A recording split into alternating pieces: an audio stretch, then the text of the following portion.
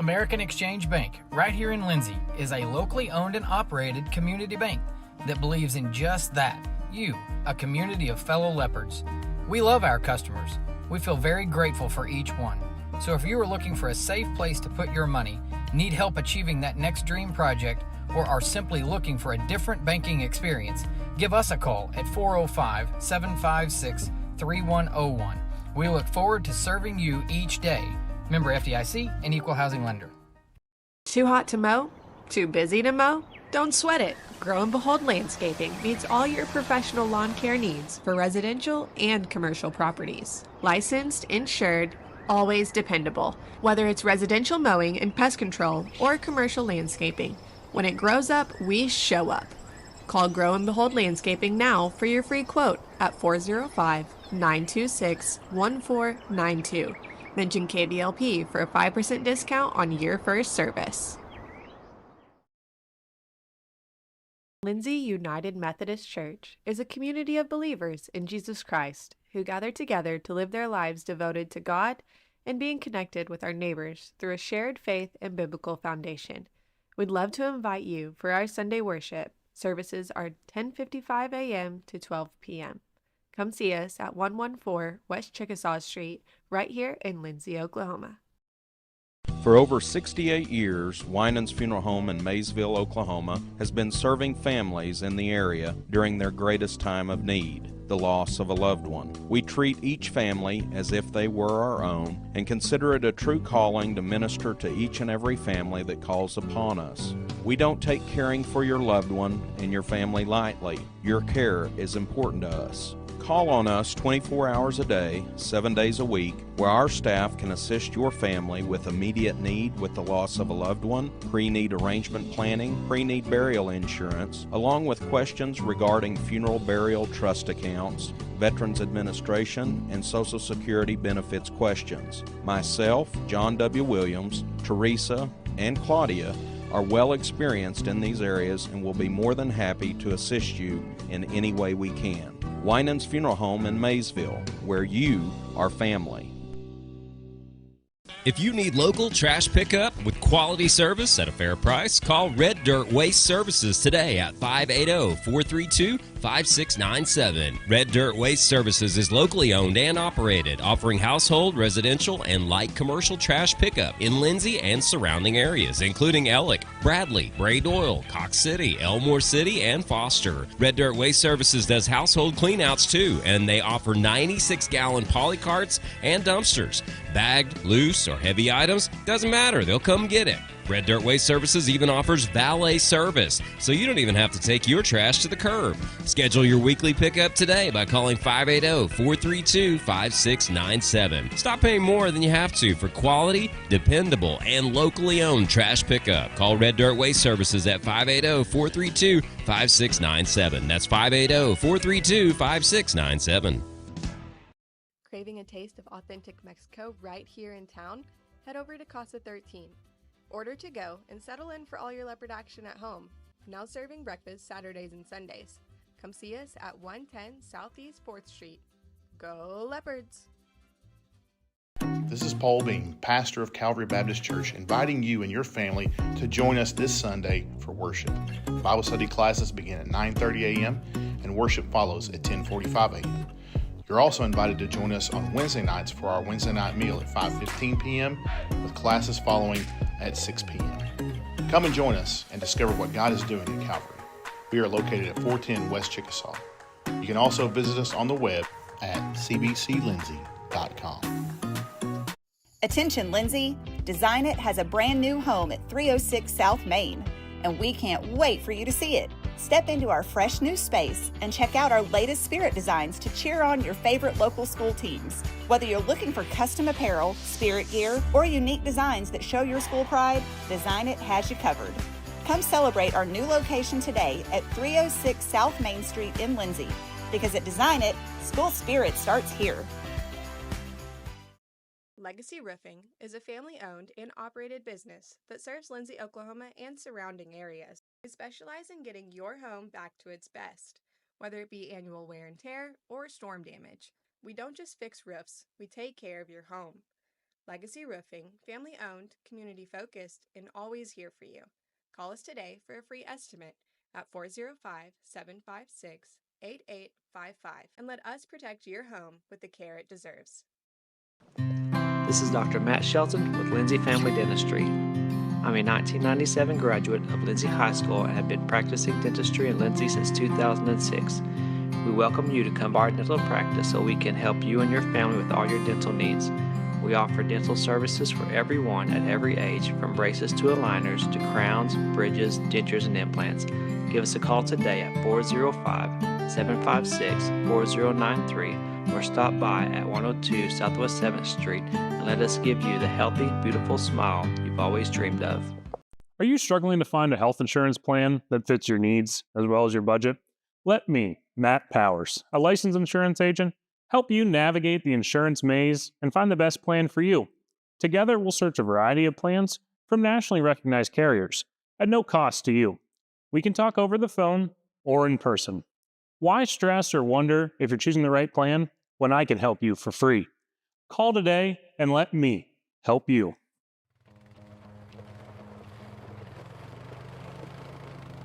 Looking for your next adventure? Head to Morris Motorsports in Chickasha. We carry top brands like Polaris, Can-Am, Kawasaki, and Honda. Plus, we offer a full-service and parts department. Whether it's ATVs, side-by-sides, motorcycles, or accessories, we've got what you're looking for. Visit morrismotorsports.com or give us a call at 405-224-6113. At Morris Motorsports, we don't just sell machines, we sell fun.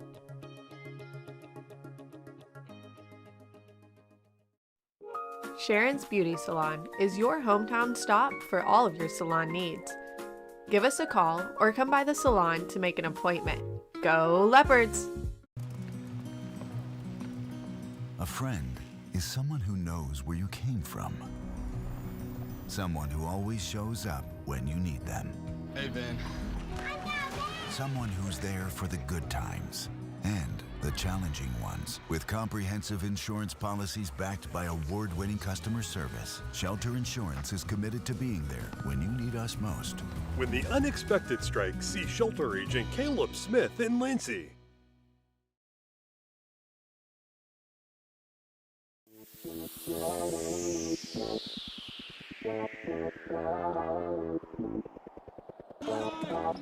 Hernandez goes baseline, sends it all the way to Russell, right corner, three on the way. Good! Hernandez in that hard foul game. Out rebounded. Leopardette takes 6 on the night to lead the way on the glass for Leopardette in Falls Valley. Yeah, given. Hernandez, Cameron drives the lane, takes Hastings in, got him in the air, put it up and in.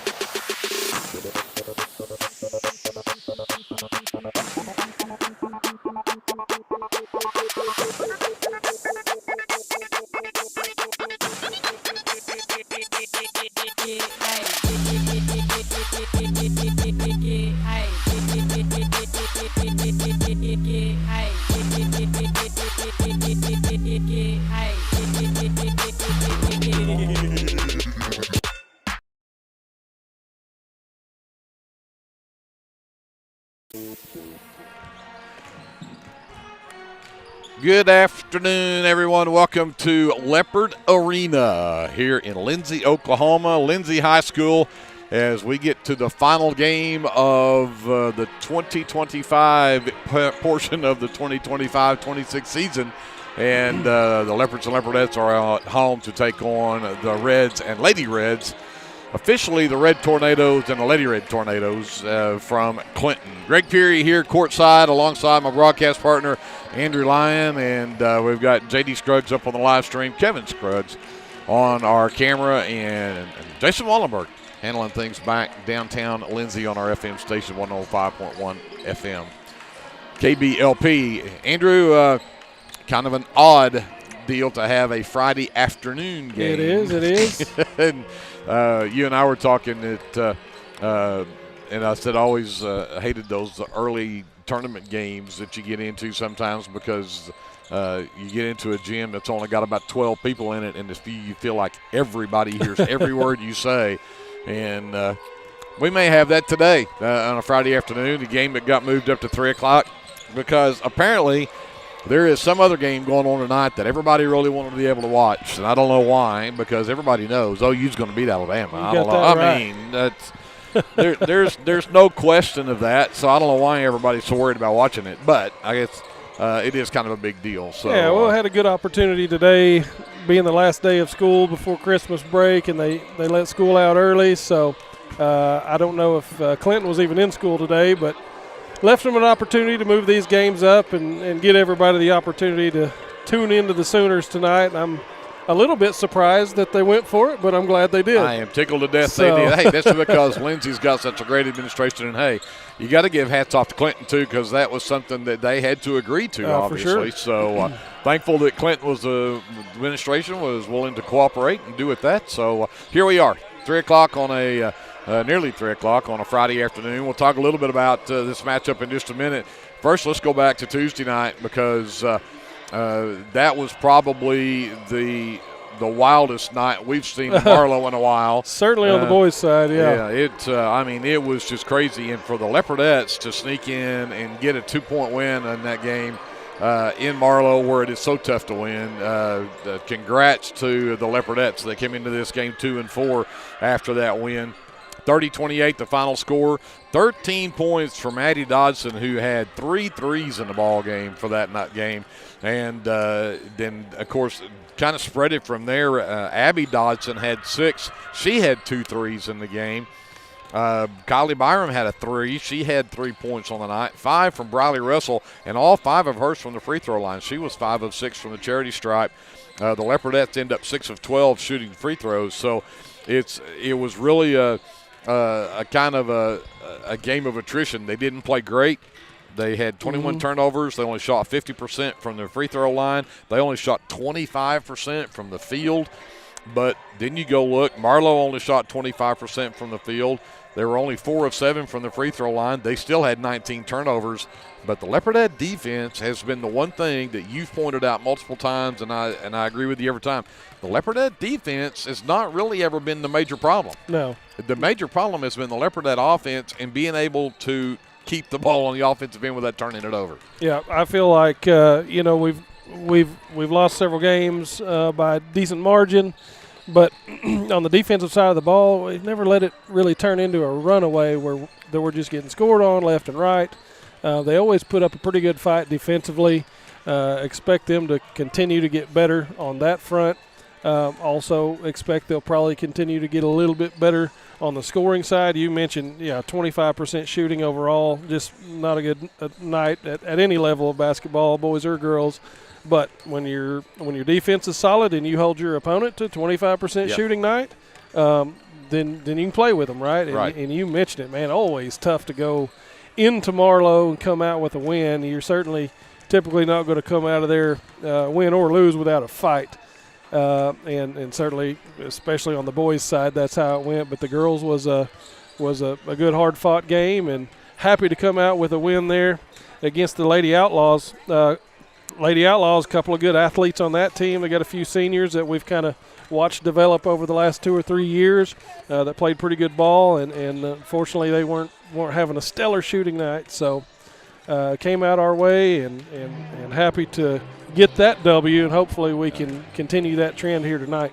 Well, they'll take on a Lady Reds team that comes in just 1-6 on the season, and has really has not been able to kind of get things rolling their way. They do bring back starters from last year. In fact, bring back 3. I think one of those is Brooke Aston, and Aston is recovering from an injury. So she was a starter last year, will not be playing tonight probably, but they still bring back their leading scorer, who was a freshman last year. And she's back again this year, and that's Riley Rodebush. And she's a 5'8" sophomore now, and she still is their leader. She is the girl you have to stop, and they're going to have to figure out how to shut her down, and I think you do. That becomes the formula for being able to win if you got to shut her down first. Right. I think, once again, we'll have hopefully no problem on defense. We've got a couple of girls I can think of that can probably handle their scorer. I'd love to see us, again, get a good night out of Addie Dodson, Alondra Lopez if she's in. Love to see the girls down in the paint be able to get some buckets. Interestingly, we actually shot better from three-point range in that Marlowe game than we did from two-point, and we talked about it during the game, but we had some point-blank, just wide-open stuff that was just shot a little too strong. They were in position, had the shot, just just couldn't get them to fall. So I don't know what the fix is for that, but if we can get that and have somebody else like Addie Dodson did the other night get a little bit hot from the three-point line, I think we got a good chance of taking on this Lady Reds team. Well, and I think Addie surprises everybody because you look at Addie and she's what, 5'7", 5'8", 5'9". She's probably closer to 5'9" or 5'10". Yeah.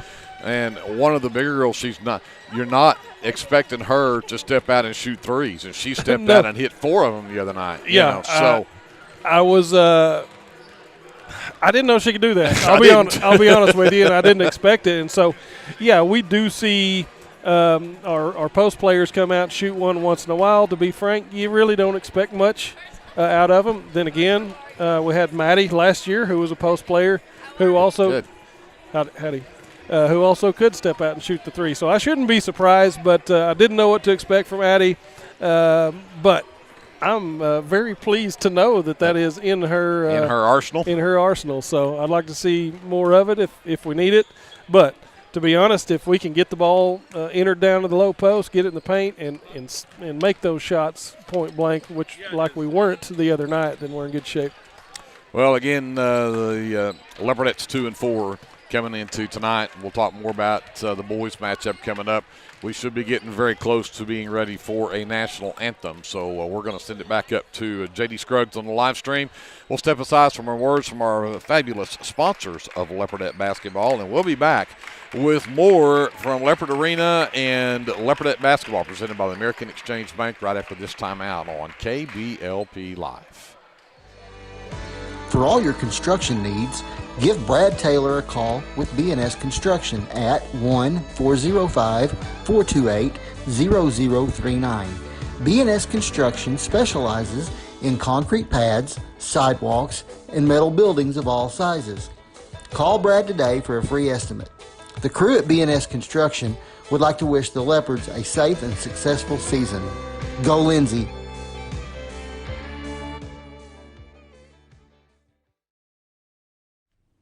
BC Factoring and Finance is a local, family-owned finance company. We assist small businesses with flexible and creative financing solutions to meet their cash flow needs. Call us to discuss ways we can help free up your time to focus on building your business. Visit us online at bcfactoring.com or give us a call at 405-259-2104. Go, Lindsay! The City of Lindsay is a proud sponsor of LHS Athletics and Academics and wishes all Leopards and Leopardettes a healthy, happy, successful season. Clements Insurance provides insurance coverage to best suit your needs. We offer auto, home, farm, life, and business policies. Come by 109 West Chickasaw or call 405-756-2253. Clements Insurance is carrying on the tradition to satisfy you. So come see me, Keith, or Beth. Go Lindsay! Lingman Incorporated is a proud supporter of the Lindsay community. We hope you'll keep us in mind for all your oilfield electrical needs. You can give us a call at 405-756-4773. Hey friends, Danny Daniels here. I wanted to take a moment and let you know about a very helpful service that I provide for you and your family in our community. I own and operate Danny Daniels Pest Services, and I would like to ask you to call me the next time you have a need or desire for effective, safe, and affordable pest services. If you have spiders, roaches, ants, fleas, ticks, scorpions, crickets, whatever, I can help. Give me a call at 405-428-3833. That's 405-428-3833. I'd be glad to help. American Exchange Bank, right here in Lindsay, is a locally owned and operated community bank that believes in just that, you, a community of fellow leopards. We love our customers. We feel very grateful for each one. So if you are looking for a safe place to put your money, need help achieving that next dream project, or are simply looking for a different banking experience, give us a call at 405-756-3101. We look forward to serving you each day. Member FDIC and Equal Housing Lender. Let's get you to the start of this one as the Leopardettes and the Lady Reds get set to do battle on a Friday afternoon here in Leopard Arena. And we'll start with the Lady Reds, and they will start number 23. That is Ella Redchin. Ella is a 5'8" senior. Number 21 is Riley Rodebush. She is the girl to stop. She is a 5'8" sophomore and their leading scorer from last year as a freshman, now back as a sophomore. Number 3 is Arlena Kirkendall. Kirkendall is a sophomore. Number 2 is Paisley Ruil. She is a freshman as well. And around that starting 5 is number 0. That is Lainey Anderson. And Anderson is a freshman as well. The Lady Reds come into the game just 1-6 on the season. Head coach is Eugene Jefferson. He is assisted by Ashley Griffith and Gabby Parsons. The Leopardettes, again, off of that win on Tuesday against the Lady Outlaws of Marlow, will come in 2-4 on the season.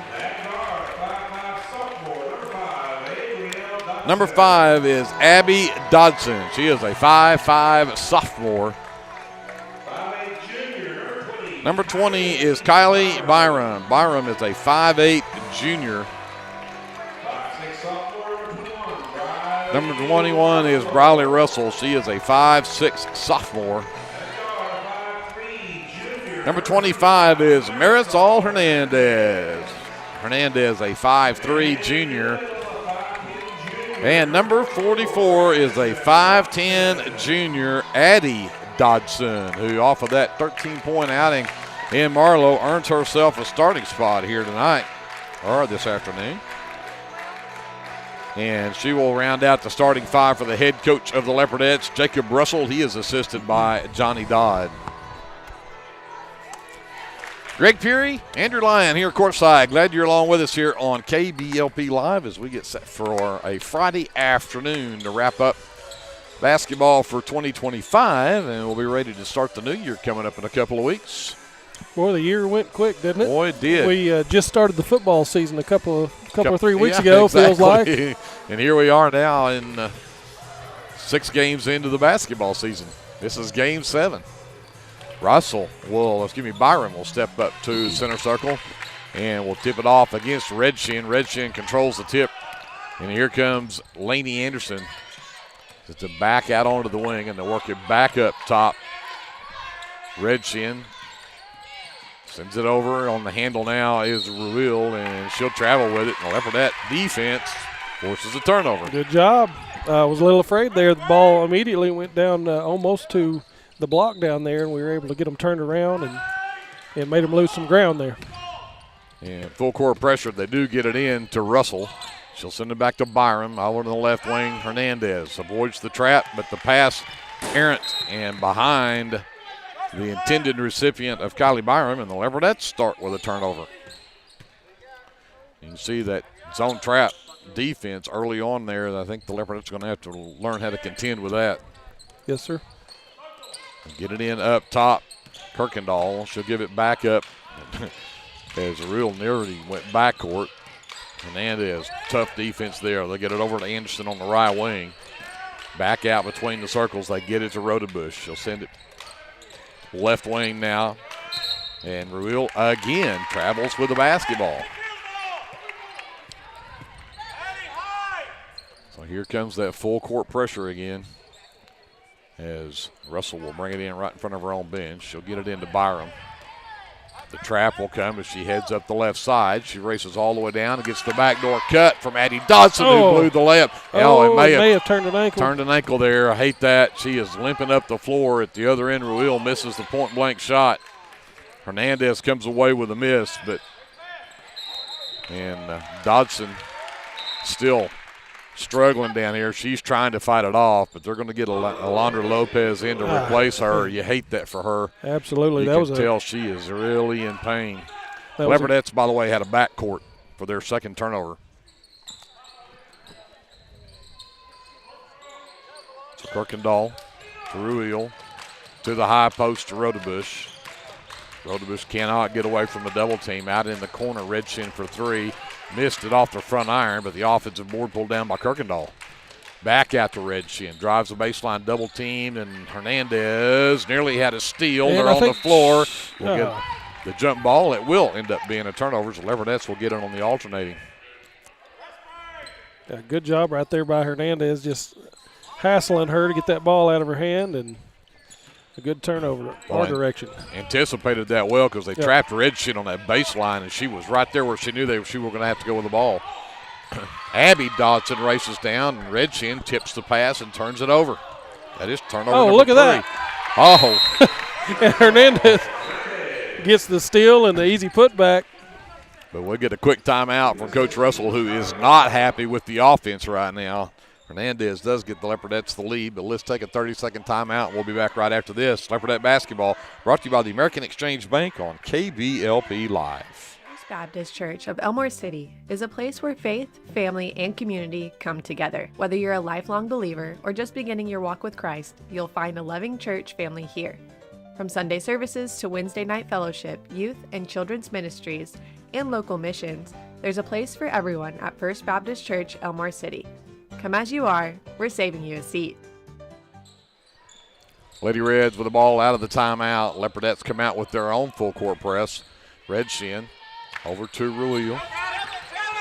Reverses her dribble. Trap comes. Got the trap. And they can't get the hold of the ball. It's in the backcourt. Now finally Byram does. Tough on the floor for Kylie Byram. And she'll get tied up, and this time the alternating sends it back the direction of the Lady Reds. Coach Jefferson will send in number 10, Hadley Meggett. And also number 4 is Rihanna Ellis. Ellis will get the inbounds pass, gives it right back to Redshin. Ellis. And they double team Rodebush at the midcourt. And I'm trying to wait to see who they'll call that on. There was an off of the Leopardettes out of bounds, and that will get number 4, Gracie Bray, into the game for the Leopardettes. Abby Dodson will get a breather.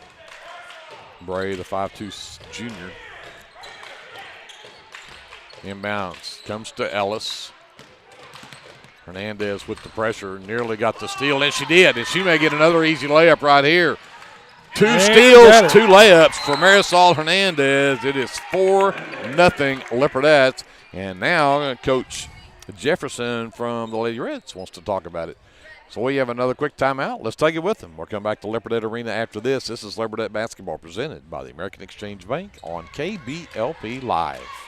El Unico Taco Truck is ready to curb your hunger. The traveling taco truck has locations in Lindsay and Blanchard and is available for catering services. You can contact El Unico to book your next event at 405-760-0821. El Unico enjoys supporting all of our leopards with their Taco Tuesdays. Reach out to El Unico for your next event. The Lady Reds basketball after the Leopardettes convert another steal into 2 points via Marisol Hernandez. It is 4-0 Leopardettes, 5:50 left to go here in the first. And again, the Leopardettes with the full court pressure, and nobody picked up Redshin. Now they do. And Redshin trapped, got it to Rodebush. Yep, now looking down got underneath. Numbers on us now. And, a block shot from Kylie Byram. What a play. Yeah, great job. Yeah, that one didn't work out quite as well. Got the ball across half court and found ourselves on the wrong end of the numbers game there. And the better end of the numbers is number 44 is Addie Dodson, who just checked back into the ball game. That is great news for the Leopardettes. You bet. And there's a 5-second count as Meggett could not find anybody to throw the ball to, and it'll be Leopardette basketball off of turnover number 4. And more subs in. Rodebush is going to get a breather. Anderson returns. And here comes the help as Byram gets the inbound, gets it ahead. Bray in the lane. Marisol Hernandez, tough shot. Riley Russell with the offensive board, though. Byram for three straight away. That was too strong. Got her own miss, though. Out to Addie Dodson, and Addie traveled with it.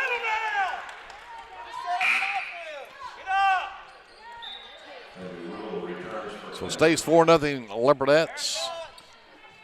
And again, they'll stay in the full court pressure here. Got it inbounds. The wheel. Streaks the other way. She gets it in off the glass. That's it, a 4-2 ball game. Leopardettes down the floor quickly with Byram. And then there we go. Nice feed. Hernandez underneath to Addie Dodson. Great post entry. Nice finish for Dodson. 6-2 Leopardettes and 5 minutes left. And again, Leopardette pressure. Real. The cross-court pass. Ellis underneath. Dodson just mistimed right there, cutting in front of her, and Ellis got an easy one. 6-4 Leopardettes. Bray. Russell to Hernandez. Quickly right side to Byram. They're trapping the ball everywhere it goes. And that time, Byram just trapped in the corner, threw it away. 5th turnover. Red Shin steps up to the three-point line, fires it too strong off the back iron. Addie Dodson with the board. Here comes Russell, ahead to Bray. Picks up her dribble. Gets it over to Russell, who again had to fight to get it to Byram. The one thing about this group, if you look at Red Shin and Ellis, these girls, they've got so much height advantage out there on that front line. These shorter guards are having a tough time throwing over them. Yep, absolutely. Another loose ball on the floor, tied up, and Leopardettes with the possession arrow. I don't have heights for the Clinton girls, but, yeah, definitely a couple of those girls pushing 6 foot, 5'11", 5'10", somewhere in that neighborhood. We're not very height advantaged ourselves. Russell catch fire three. Left wing, and it's up and good. Riley Russell for three. 9-4 Leopardettes, 3:53 left here in the first. Rodebush with it. Across the lane, Anderson to Ellis, up top, Meggett for three. It's off the mark. Hernandez with the board. She'll try to send it ahead. And I missed J.C. Anderson getting into the game. My apologies for not getting her checked in along with Abby Dodson, but Anderson gets caught and then traveled it. Red Shin is back in. Anderson checks out. Leopardettes stay in that full court man pressure. Red Shin with the basketball. Gets it back across. Meggett back over to Red Shin. Bray with the defense. Ellis grabs it right side, goes to the high post. Rodebush trouble handling the pass. Comes back over left wing. Ruil. Behind her to Meggett. Meggett down the baseline. Tried to go across the lane. Good job, Gracie Bray. Bray steps in front, gets the steal and the foul as Rodebush pushed from behind. First foul of the ball game. And that'll get Anderson back into the ball game for the Lady Reds. Russell. There's Russell. Gets pass over to Bray across the timeline. She is trapped and double dribbled it. Forgot she'd already dribbled it once. That's turnover number 7 on the Leopardettes. They still maintain a 5-point lead at 9-4 with 3:05 left. Bray checks out. Yeah, I feel like the press from Clinton's getting us a little bit riled up, a little bit out of sorts. So I think if we'll just patiently pick that apart, we'll be in better shape. Red Shin to Ellis across the timeline, right side, and she double dribbled it. So pressure from both defenses is causing all kinds of turnovers. I was about to say, and it's happening both ways so far. So whoever can figure this full court press out is going to be the one on top. Hernandez into the right corner to Addie Dodson. Russell gets it after Raul nearly came up with it. And another double dribble as she started once to pick it up and decided to put it one more time. Yeah, I think she was going to pull that and throw it out to the corner and decided to go onto the rack with it. Number 33, Paisley Kleinsasser checks in. Kleinsasser will replace Brussel. Meggett, left side to Anderson. Cutter, Rodebush, baseline, turns up against Addie Dodson. Thought better of it. Redshin straightaways an air ball. Her three-pointer no good, out of bounds. Leopardette basketball.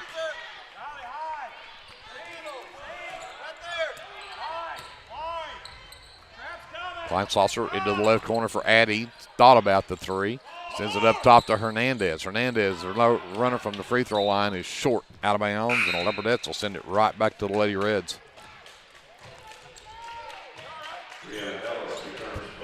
Redshin checks out. And Rihanna Ellis is back in. Meggett will bring the ball up for the Lady Reds. Gives it up to Ellis. And good anticipation there by Abby Dodson. Tied up, but again, anticipated that pass perfectly. Lady Reds keep it, the arrow pointing their way. Ellis in the right corner. Byram on the defense. Rodebush cuts down. Dodson, and they're going to get the offensive foul called. Addie played that perfectly. Yep. Yeah, I think that's the right call. Addie got over there, got set. And so 2 team fouls against the Lady Reds, and they both belong to their leading scorer. Again, here's the full court pressure. Hernandez avoids it, gets it to Kleinsasser. She'll get it across the timeline. Good job. Now, no need to get in a rush here. Yep. Byram ran into that double team and wisely bounced it off the leg of one of the Lady Red defenders. Inside, Dodson turns around on Ellis. Up and in. Job. Strong move from the low post. Dodson has 4 in the game, and it's 11-4. Leopardettes with the lead, 1:40 left. The other way, there's Byram. Does her best to try to come up with a rebound, but instead they ended up with a foul on Paisley Ruel. Her first will be the team's third as Kleinsasser checks back out. Bray is back in. Got to get some help. Bray gets the inbounds. Backs up to avoid the trap. Smart move. Now splits them all. Gets across the timeline. And now she's trapped and turned it over.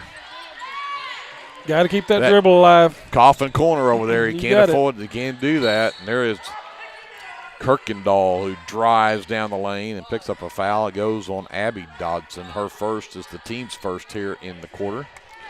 Didn't Glenn have a different name for that corner? He may have. I always called it the coffin corner. But Well, I'm not real sure me why. too. I think he called it idiot corner or something like that. that. Shot off the mark. Byram nearly had the rebound, but lost it and ends up in the hands of Anderson. Excuse me, that is the Ruel. Down the baseline. Out. Three-pointer off the mark from Ruel. Rebound, Abby Dodson. She races She's going up to go floor. coast to coast. She'll take it all the way down. Let off the glass and in. What a job, Abby Dodson. All the way coast to coast. 13-4 Leopardettes, just under a minute left here in the first. Ruel with it right wing. Out into the right corner. Meggett for 3. Back to iron, no good. Addie Dodson, the miss. Abby brings it up the floor. 35 seconds left. Addie gets it left wing. Looks underneath at Bray. Out into the left corner, Hernandez.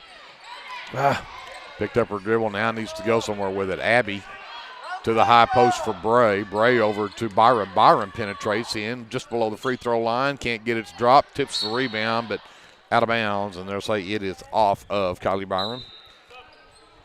Good move there by Byram.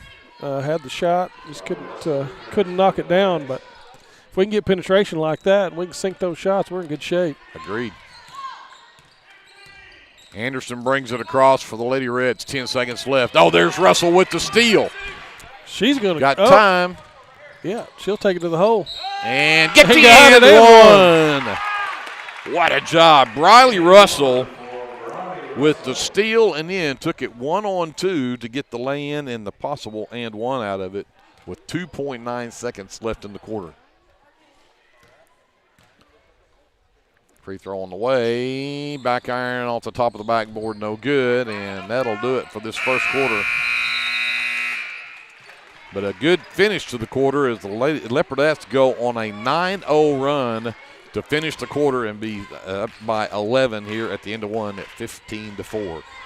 With that, we'll send it up, JD. We got a timeout coming. We'll be back with more Leopardette basketball presented by the American Exchange Bank here on KBLP Live. For all your tax services, contact Grant and Katie Johnson, CPA. Grant and Katie are certified public accountants that provide full-service accounting, bookkeeping, payroll, and tax services. With 2 offices, one located at 600 Southeast 4th Street in Lindsay, Oklahoma, and another at 313 North Walnut in Pauls Valley, Grant and Katie are ready to meet your CPA needs. Give Grant or Katie a call at 405-238-2727 and set up your appointment today. Get your game day, or any day, off to a great start with Hot Mess Coffee at 213 South Main in Lindsay. Hot Mess Coffee Co. offers coffees, lattes, teas, and other tasty beverages, plus great food, too. Good luck to the Lindsay Leopards from Hot Mess Coffee Co. and Java House Realty at 213 South Main in Lindsay. Back here at Leopard Arena, we get ready to start the second quarter. The Lindsay Leopardettes have a 15-4 lead over the Clinton Lady Red Tornadoes. Greg, off air, the fans couldn't hear it there, but I think we got a shot of Mr. Delbert Bell over there. Mr. Gredeman here recognized him over the PA as one of our very long-time employees here at Lindsay, just giving him a shout-out. Delbert was a good one. He was a good one for a long time. He'd come get me out of class to help him do some handyman, that's why you like him. Stuff. He helped you skip class. That is right. When he needed some muscle, he came and got me. Byram to Russell. Back out to Byram off the Leopardettes getting the ball to start the quarter. Bray inside. They work it quickly into the right corner. Got it! Addie Dodson for 3 from the right corner. Stretches this into a 12-0 run for the Leopardettes. And there is another great defensive play. Kylie Byram steps in front, knocks the pass away. Lady Red basketball right here in front of the Leopardette bench. Meggett gets it in. Ruil back over to Meggett. Bray forced her the other way into the left corner for Redshin. She'll fire a 3. It's off the back iron, no good. Rebound pulled down by Russell. Briley pushes the other way, again, all the way down. Reverses back out, trying to find some help. Byron finally bails her. In between the circles, Hernandez. Back into the right corner. Bray for 3. Too strong. Ellis has the defensive board, pushes the other way. As Redshin sends it across to Meggett. And to Kirkendall. Back over to Ellis right wing. Back out between the circles to Redshin. Meggett dribble across to Ellis right wing. Rodebush picked up those 2 fouls earlier. We haven't seen her since. Flip it back out. Ruil struggled, nearly fell. Tried to go back out to Ellis, and it'll go into the backcourt and be a turnover, number 8 against the Lady Reds here in the first half. Solid defense again by the Leopardettes, just forcing them to keep that ball outside the arc, not really letting them get anything on the inside. And we love to keep them just trying to shoot threes all afternoon. They haven't been good at it so far, and that'd That's be right. great. Nearly a steal, and Hernandez finally did come up with it, but then I think she's also going to get fouled by Rihanna Ellis, who picks up her first to be the team's first here in the second quarter. Ruil checks back in. Ellis is out. Russell to trigger on the sideline. Still looking for help. Byron gets it. Out to Bray between the circles.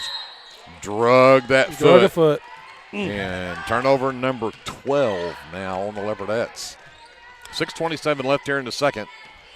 18-4, Leopardettes by 14. Meggett trying to get away from Bray. Picks it up. And another great defensive play as Russell knocked that one loose. Take care of it. Yep. Hernandez gets a wide open look from three. Missed it. Briley Russell's right there for the rebound, and her putback won't go, but she'll get 2 free throws here. Lady Red foul goes on Lainey Anderson, her first, team second. 2 free throws coming up here for Briley Russell. Try to redeem herself from that one she shot at the end of the first quarter, and that one doesn't go either. She's now 0 for 2 at the line. Bray checks out. Anderson checks in for the Leopardettes, and Addie Dodson will get a breather as well as Lopez returns. Briley Russell, second free throw, and that one won't drop either, and tracked down in the corner by Ruil. Pushes up against Hernandez, runs into Lopez, reverses, comes back. Defense great right there by Hernandez, and a great help defense from Lopez as well. Kirkendall. And I'll get a reach-in foul called on Hernandez there.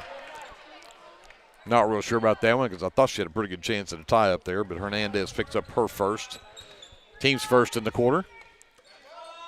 Red Shin looks to trigger on the baseline. Left side for Anderson. Russell with the defense. Kirkendall gets it. Tries to face up on Lopez. Lopez had a partial block there, but they're going to get a late whistle for a foul. And that'll go on Lopez. Lopez first, team second. Yep. So that'll put Kirkendall at the free throw line to shoot 2. And knocks that one down. That's the first points for the Lady Reds since they were scored back at 6-4. That stops a 12-0 run for the Leopardettes. 18-5 now. As Kirkendall will go 2 for 2 at the line. 18-6, Leopardettes by 12. 5:40 left in the first half. Hernandez avoids the trap. Russell to Byram, top of the key, sends it left side. Anderson fires a 3, way off the mark. Russell on the backside can't handle it, knocks it out of bounds. Tell you what, Greg, I think our girls ate Wheaties this morning because a lot of the shots have been missed very strong. Very strong. Maybe the wind's not blowing the right direction or something. maybe so. Red Shin, left wing to Anderson. Waits for the cutters to go through. Kirkendall between the circles, goes right side. And Kirkendall gets it back in the lane. Jumper off the mark. Briley Russell, another rebound. Hernandez left wing inside to Lopez. Can't get it to drop. Byram, excuse me, that is Anderson underneath with the miss. And then I think they're going to get Red Shin coming up over the back of Lopez for that rebound. And that will be foul number 1 on Ella Redshin. That'll be the third team foul. Anderson and Lopez check out. Abby Dodson and Addie Dodson both return. Hernandez gets the inbounds pass to Russell left wing, works around the Dodson screen, can't get the shot to go, but offensive board from Hernandez. 3 from Abby Dodson drops. The Dodson girls knocking them down from deep. 21-6 Leopardettes, 4:38 to go. And there's a steal from Abby Dodson. 1-on-1 with Red Shin, and Red Shin with the rejection. Rebound pulled down. That is number 11, A.J. Spotted Wolf, who came up with that one. Anderson inside to Kirkendall. Tries to turn around on Dodson. Great defense. Missed the shot. And Marisol Hernandez has got 4 rebounds. She's the leading rebounder for both teams. And the smallest girl on the floor. Yeah, Russell just not ready for that pass right there. 4:05 left, 21-6 Leopardettes. Red Shin will walk it up. Sent it to the high post. Kirkendall waiting for somebody to cut across, and nobody's moving. Ruil goes baseline, cut off by Hernandez, goes back to Kirkendall. She'll turn around on Addie Dodson, excuse me. Runner in the lane from Ruil doesn't go. Russell had the rebound, and then her outlet pass kicked out of bounds. It stays with the Leopardettes.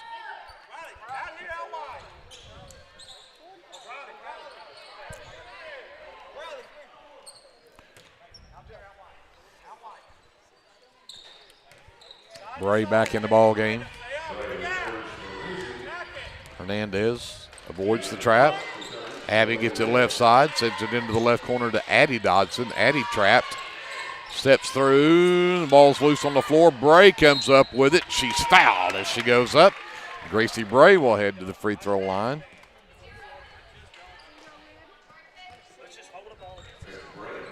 Call the foul on Lainey Anderson. That's her second. Be the fourth team foul here in the second quarter. 21-6 Leopardettes, but Gracie Bray at the line with 2 free throws coming up. First one on the way and rolls around, falls out. So the Leopardettes are 0 for 4 at the free throw line right now. And Rodebush back in the ball game.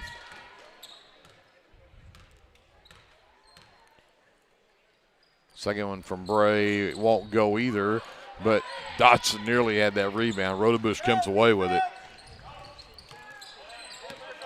Ruil hounded by Hernandez. Rodebush between the circles. Ruil pass was tipped, but right into the hands of Anderson. Ellis with it now. Hounded by Bray. Anderson nearly lost it out of bounds on the far side. Gets it back to Rodebush, out between the circles. Surveys into the lane, spin move, turns around on Dodson, puts up a tough shot. And that's just the height of Ellis, who was so much taller than Bray. She got the rebound but missed the putback. Abby Dodson comes away with it. 3 from Bray won't drop. Rodebush with the miss. Red Shin. Anderson left wing, back inside Rodebush. Nice move across the lane. Good move by Rodebush right there.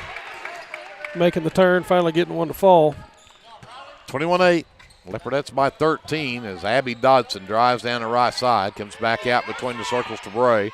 Left side, Hernandez for 3. That one's too strong. Rodebush had her rebound knocked out of bounds by Byram.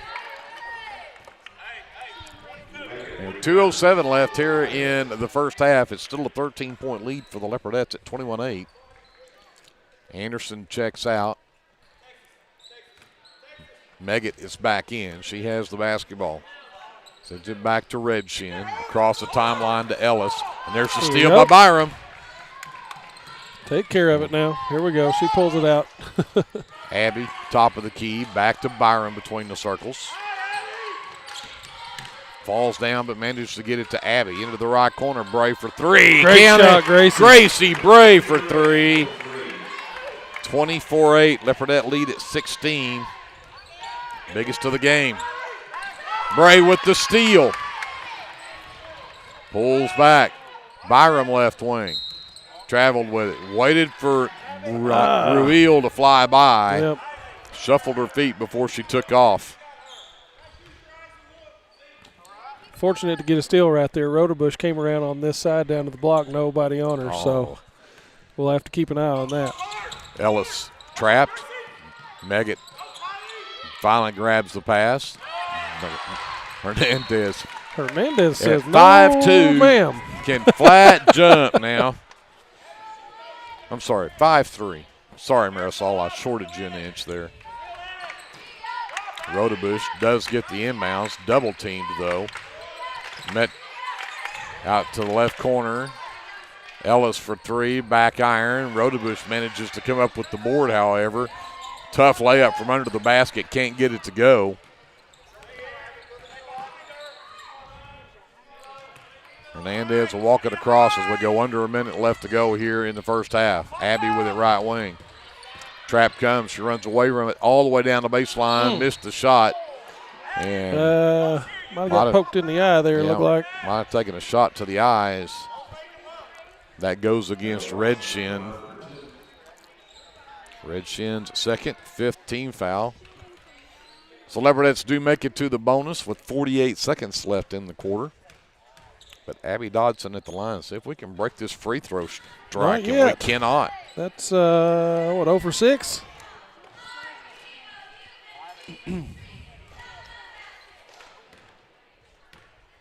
Second free throw from Dodson. And there's an offensive board by Byram who could not get the putback to go. Ellis comes away with that miss. 40 seconds left. They trap. And all the way to the left side, Redshin for three. She and it got drops. one. Finally got one to go. Yep.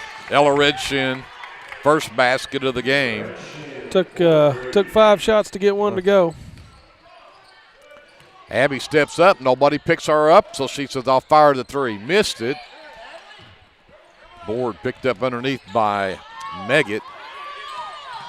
11 seconds left and turnover. The pass too far out in front of Meggett, and the Leopardettes will have 9.2 seconds to try to get another score here before halftime. Here comes Hernandez. Bray left side, long three on the way. And it's good! That was a deep ball right there. Way out there. I think she was in Elmore City when she shot that one. 27-11, the Leopardettes with a 16-point lead matches their biggest of the game here at halftime over the Lady Reds of Clinton. With that, we'll take a timeout. We'll send it up to JD. We'll be back with the American Exchange Bank halftime show and our officially unofficial stats right after this on KBLP Live. Hey, Lindsay community. My name is Christian Torres, and I am the minister for the Lindsay Church of Christ. We would like to invite you to come and worship with us on Sundays at 10:45 a.m. and Wednesdays at 7 p.m. We're located at 1205 West Cherokee Street. Here at the Lindsay Church of Christ, you will find the truth of God's Word, spoken in love, and a group of people who love God and one another. Do you have a Bible question? Well, we have a Bible answer. Come and worship with us and be edified at the Lindsay Church of Christ. Hey Leopard fans, this is Nick Johnson from First Baptist Church Lindsay. At First Baptist Church, we are a family ministry and desire to faithfully proclaim the gospel in Lindsay and beyond.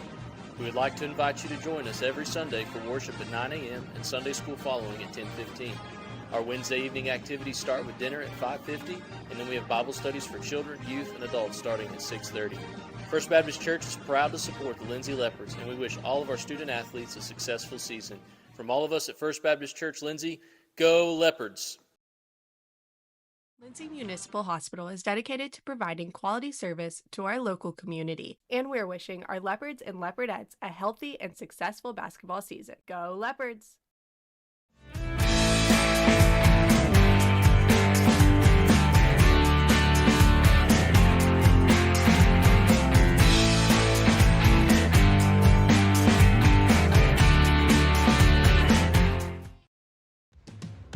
If you have a hankering for the best barbecue in South Central Oklahoma, then get yourself down to the Meat Locker Barbecue in Lindsay.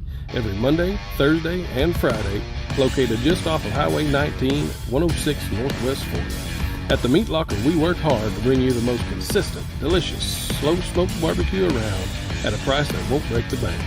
And don't forget, we cater too, and we'd love to do the cooking for your next event. So come see us or give us a call at 405-428-1198 and visit our new website at meatlockerbbqok.com for the latest Meat Locker merchandise. We're proud to sponsor this broadcast of Lindsay Leopard Athletics and want to wish all the students, faculty, and staff a successful year. Capturing all your special moments is such a blessing to me, from running down the ball field to walking down the aisle. Call or text Photography Blessings by Lacey for all your photography needs. 405-428-0305. Go Leopards and Leopardettes.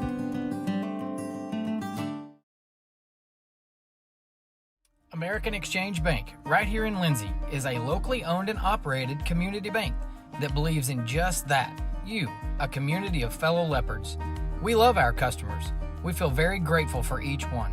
So if you are looking for a safe place to put your money, need help achieving that next dream project, or are simply looking for a different banking experience, give us a call at 405-756-3101. We look forward to serving you each day. Member FDIC and Equal Housing Lender. Back here at Leopard Arena on a Friday afternoon in Lindsay, Oklahoma.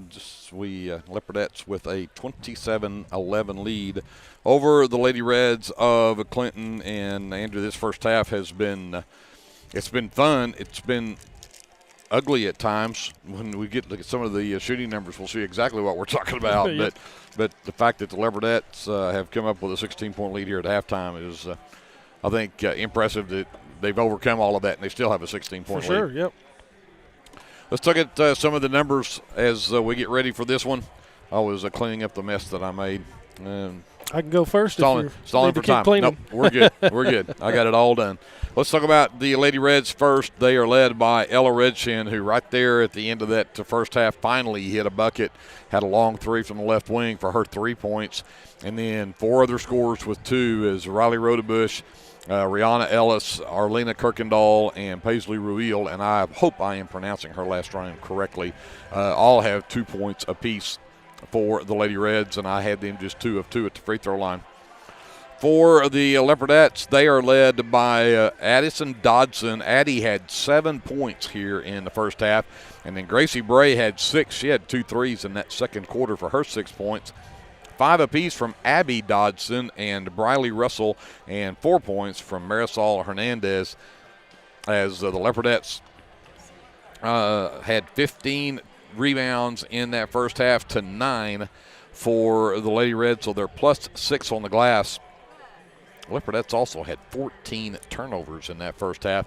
They had forced 10 on the Lady Reds, and so again, we talk about things being ugly, and they haven't been pretty. That's 14 turnovers, way too many here in the first half, and yet you still have a 16-point lead here at halftime. With that, we'll talk to Andrew to see what the actual shooting numbers look like. Yes, sir. I'll start with the Clinton girls. They were 3 of 11 from 2-point for just 27%. Just the lone three-pointer from Red Shin there late that you mentioned out of 9 attempts. 1 for 9 there from 3, 11%. They are, however, 2 for 2 from the charity stripe at 100%. Overall shooting, 1 second, the one number I missed, 4 of 20 for 20% overall from the field. And for the Leopardettes, a little bit better, 6 of 15 from 2-point, putting them at 40% from 2-point range. They were 5 of 14 for 36% from 3. Unfortunately, 0 for 7 from the free throw line. We're going to have to get a little bit better there. Let's see. They were 11 of 29 from the field overall, giving them 39%. 39, excuse me, can't hardly talk this afternoon. 39% overall from the field. Something of note here, the Clinton girls only attempting 20 shots from the field overall in that first half, and I think that's a testament once again to the Leopards not really letting them have much down in the paint, really inside the arc at all, forcing them to pass the ball around a lot and throw up what have been mostly errant 3-point shots, except for that one from Red Shin. So defense making it hard on the Reds.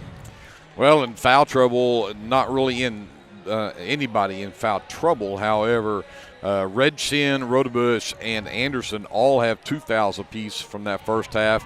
There were 8 total fouls called on the Lady Reds. The Leopardettes only had 3 fouls called on them. Lopez picked up 1, Hernandez picked up 1, and Abby Dodson picked up 1, and that's it. Yeah. So no fouls to worry about here in the second half. But got to get the turnovers under control. That trap has really bothered them. The full court press bothered them more early. Yep. But the half court, they got to stay out of that coffin corner and quit getting over there where they can't find anybody to get the ball to. But yeah, again, I'd like to see the Leopardettes come down. Once the press is broke, there's no pressure anymore, right? You're not in a hurry. Right. So you've got a count going until you get across half court. Once you get over here, we can set up and do our normal thing. Funny thing about a press is once you get into trying to beat a press, it's like go, go, go, go, go, and you feel like you got to rush everything down on the other end when you really can just pull it out, run your offense, let it work. I would like to see us trying to get the ball down in the paint again, whether by a dribble drive or get Addie Dodson or Laundra down there, post it up down there and try to get it entered. We really didn't do that a whole lot. A few drives that actually worked quite well. Abby Dodson kind of took it upon herself just to say, forget about this press stuff. I'm just going to dribble it down there and shoot, and was able to do so. So whenever we have gotten the ball down in the paint, we've had at least good looks, whether we made the shot or not. isn't always the case. But if we can get it down there patiently and quit getting in a rush, picking up our dribble and having to kind of hurriedly find somebody coming over to help, we'll be in better shape. Well, and I think, again, the two things I take of note, and that's definitely one of them, as we get going too fast. I think the biggest thing right now is that they've got to avoid the traps and stay out of the corners. Yes. And I've seen this a lot of times, stand with the ball and wait till the trap gets to you. Yeah. You got to get it out of there before the trap gets there, and you end up trapped. Well, then now you're struggling to find somebody to get rid of the ball from, because you're usually against the sideline, which is the third defender. So that's right. Got to get rid of that ball. But back to your point, I think the points in the paint would be huge if we can get that ball into Addie, because they're probably going to have Rodebush covering her. Mm-hmm. She's got 2 fouls on her. Yeah. So she can't keep up, I don't think, with the speed of Addie Dodson underneath, but she's going to foul in attempts to do that. And when we can get her out of the game, now she really hasn't hurt us bad, and so far nobody's really been able to score big for them, but you know that they're going to have a concerted effort to try to get the ball to her here in the second half. Yeah, I would agree with that. I don't think in a loose defense that she's going to be able to stop Addie Dodson down low. The only way she's going to be able to do so is get right up on her and probably commit some fouls in the process doing so, forcing her maybe to have to back off. So that's a match that I'd like to see us taking advantage of. Well, they're going to give it to the Lady Reds to start this third quarter. They'll send Rodebush, Kirkendall, Ruel, Anderson, and Redshin, the starting 5, back out there. The Leopardettes also have their starting 5 back out, and it's a turnover right off the bat for the Lady Reds. And here comes that full court pressure. Hernandez gets it to Russell. Dodson, Abby across the timeline. There's the trap, and she picked up her dribble but got it to Byram. Inside, Russell trying to catch up with it, finally does. And then just threw it in the direction of Addie Dodson, but knocked out of bounds by Redshin from the Lady Reds. Inbounds pass. Ooh. Oh, nearly stolen away. Abby fights for it. It's still loose, and it's still loose. And we'll get a jump ball. We get a timeout call by Coach Jefferson. It's a 30-second timeout, so let's take one with them. 7:36 left to go here in the third quarter. It is Leopardettes by 16. We're back after this on KBLP Live. At Rural Electric Cooperative, we're committed to providing electric power and opportunity to the many areas our members call home. That includes supporting youth programs that teach life skills and build character. With REC, you're more than a customer, you're a member owner. And that's why we're always working hard to provide you with the most dependable electric power possible. As a Touchstone Energy Cooperative, REC is dedicated to providing the best service possible and supporting the communities in our service area. Lady Reds basketball.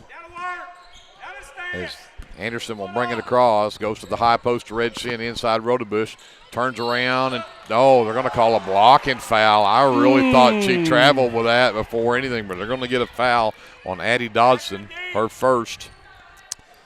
Not bad defense right there by Addie Dodson, I didn't think. Maybe leaned into her just a little bit too much. Rodebush right across the lane. Now Kirkendall ends up with a loose ball top of the key. She looks to drive in. Russell, good defense, stripped by Hernandez. Loose ball on the floor. Byram and comes up with it, gets tied up. Leopardettes have the possession arrow. Again, the good defense inside from Russell and Byram. Hernandez right there forcing that turnover. Byram to Hernandez, across the timeline. Leopardettes have got numbers underneath. Dodson in transition. Nice job. Addie Dodson gives the Leopardettes their biggest lead of 18.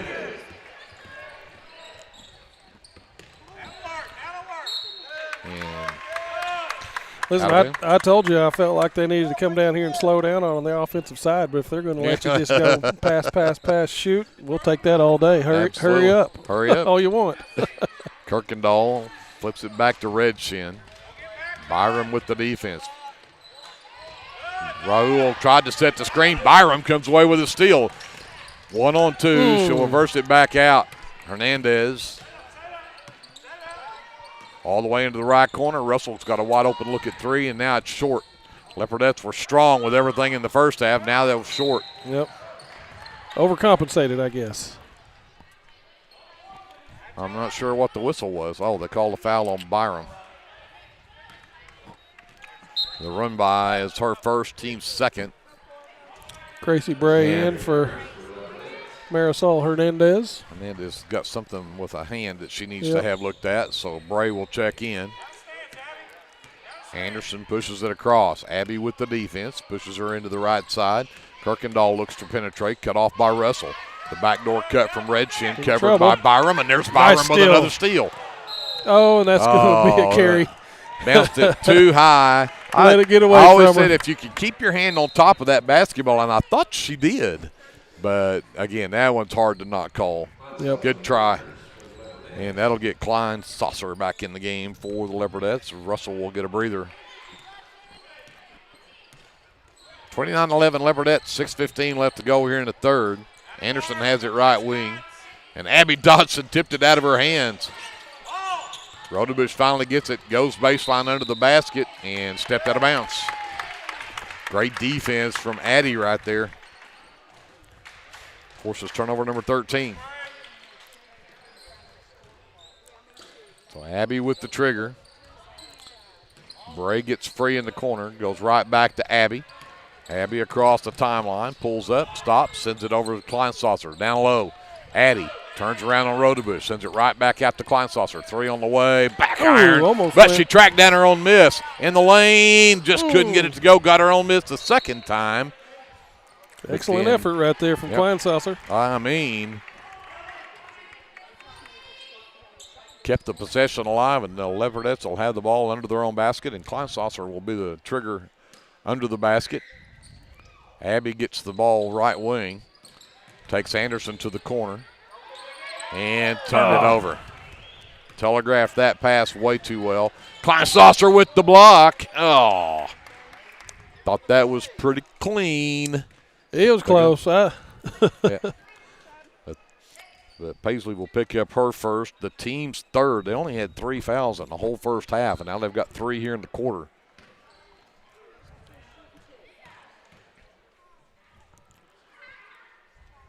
And free throw from Ruil will not drop. Abby checks out. Anderson checks in for the Leopardettes. Ruil has a second free throw coming up. And that one won't drop either. And, tough rebound underneath there. Tell you what, Byram mugged there, came down with it, but they're going to call tie ball and give it back to the Lady Reds. Oh, we're going to get an offensive foul called on Kirkendall, who said a hard screen, but was more like blocking for football. Kirkendall picks up her first personal, team's first here in the quarter. Leopardettes break the press this time. Addie has a wide open three right wing. Nailed it. Nothing but net. 12 in the game now for Addie Dodson. And Leopardette lead grows to 21. Ruil out into the corner. Anderson drives back up top. Ellis gets it. Goes back to Anderson. Works to the right wing. Anderson with the defense on Anderson. And then Bray comes up with the steal. And Byram, the bounce pass wide left, and then Bray is going to pick up the foul there, trying to go back and get the loose ball. She recognized Gracie's cut right there, and it's a good cut. It really wasn't a bad pass. Just couldn't reel that one in. Yeah, we're going to get Byram out, as Byram looks like she may have taken one to the face as well. So Russell is back in. Ellis gets the inbounds to Ruil to bring up the floor. 4:50 left in the third, 30-11. Leopardettes by 21. Up top to Rodebush. They screen for Ellis to fire the three. It's too strong, and Addie Dodson will just let it go out of bounds.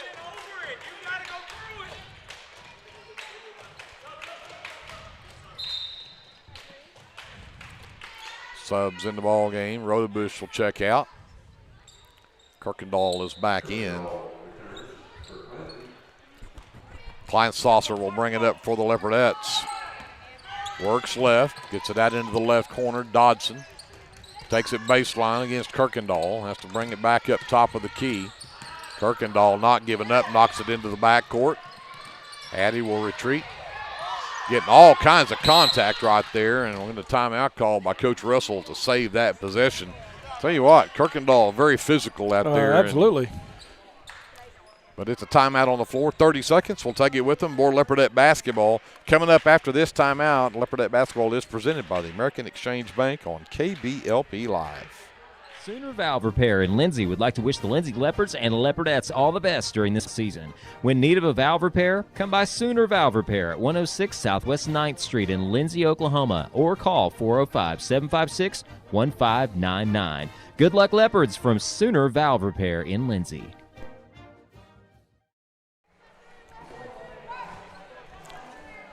(32-11). Leopardettes by 21. 4:17 left to go here in the third quarter.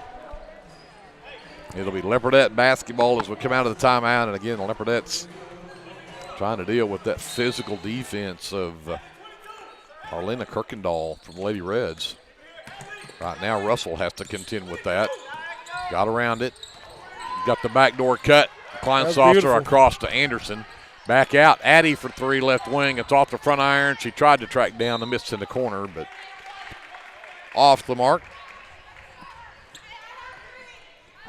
The Leopardettes turn it over. It's number 16 in the game. Ruil will bring it up for the Lady Reds. So we'll go under 4 minutes left to go here in the third. Top of the key is Redshin. Hands it back to Ruil. Goes over right wing. Meggett threw it across the lane but hit the backboard with it. And it comes down in the hands of the Leopardettes on a turnover.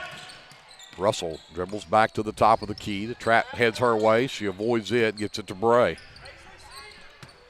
Bray to Kleinsofter, who took a bump from Metger, but got down to the baseline. Look at that. What a shot. Great shot. From Kleinsofter, avoided the traffic, got the bump, still knocks it down. You bet, a little 15-footer. 23-point lead by the Leopardettes now. Right wing, Meggett stands with it, comes up to Kirkendall, left side Ellis. Cross the lane, intended for Metger, couldn't handle the pass. Leopardettes come up with it as Anderson pushes it up the floor. Out into the right corner, Kleinsofter for got three, and she knocks it down. Where's Paisley been? She's here now. No kidding. 37-11, Leopardettes by 26. Underneath, Ellis pushed out by Kleinsofter. Back up top, Redshin for three, knocks it down. Obviously, she can hit that three. She stops a long 13-0 run from the Leopardettes going back in before halftime. And Leopardettes step on the sideline on the far side and turn it over.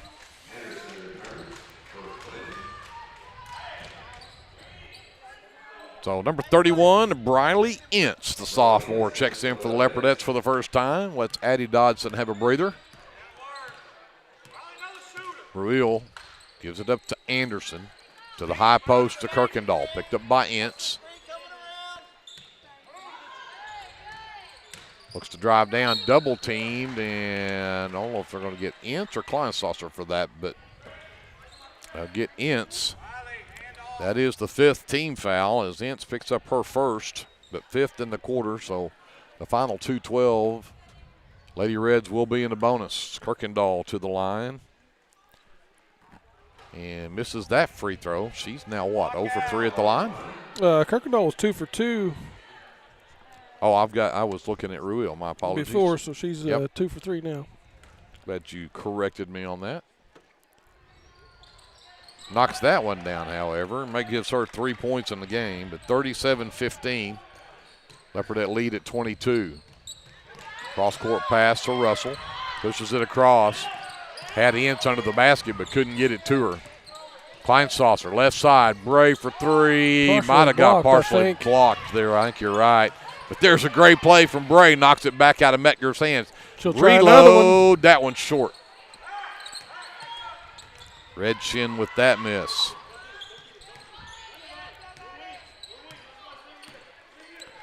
Ruil. Anderson right side. Back up top, Kirkendall. They try to screen to get Redshin open to look at another three. Russell runs her off the line there. High post, Ruil turns around on Anderson. The help from Briley Ince, and it's out of bounds. And it will be Lady Red's basketball as Klein Saucer checks out. Hernandez back in, and here comes Rodebush as Riley Rodebush will replace Ruil. Meggett to inbound on the baseline. Rodebush forces her way in. I thought might have traveled with the basketball. Missed the shot. Bray comes away with it. And she was on the line. Stepped on the end line when she did. So they'll get another chance at it here. And you know they're looking for Rodebush coming in. Ince has got her covered. They'll double team her as she gets to the low post. Gets into the lane. Steps back through, and she's going to get an and one out of it. Foul on the Leopardettes. Goes against Briley Ince, her second. Leopardettes already in the bonus, but that makes it a 20-point lead at 37-17. And Rodebush at the free throw line for the first time tonight. And left it short. Ince claims the rebound for the Leopardettes. Quickly ahead, Bray. The handoff to Anderson down the baseline, and then Russell just absolutely got mugged underneath, and they call it jump ball. Leopardette basketball off the alternating possession. Ruil returns. Leopardettes to inbound under their own basket. Hernandez into Ince, out to Bray, into the corner for Hernandez. She'll dribble back to the top of the key. Russell pops out right wing, looks down underneath. Oh, what a great back screen. Got Bray open underneath. Great feed from Hernandez. Back to a 22-point lead. I was just fixing to say, Meggett up top, and then she threw it away. So Leopardettes get it back with 40 seconds left before the end of the third. 22-point lead. Bray into the backcourt for Hernandez off the inbounds.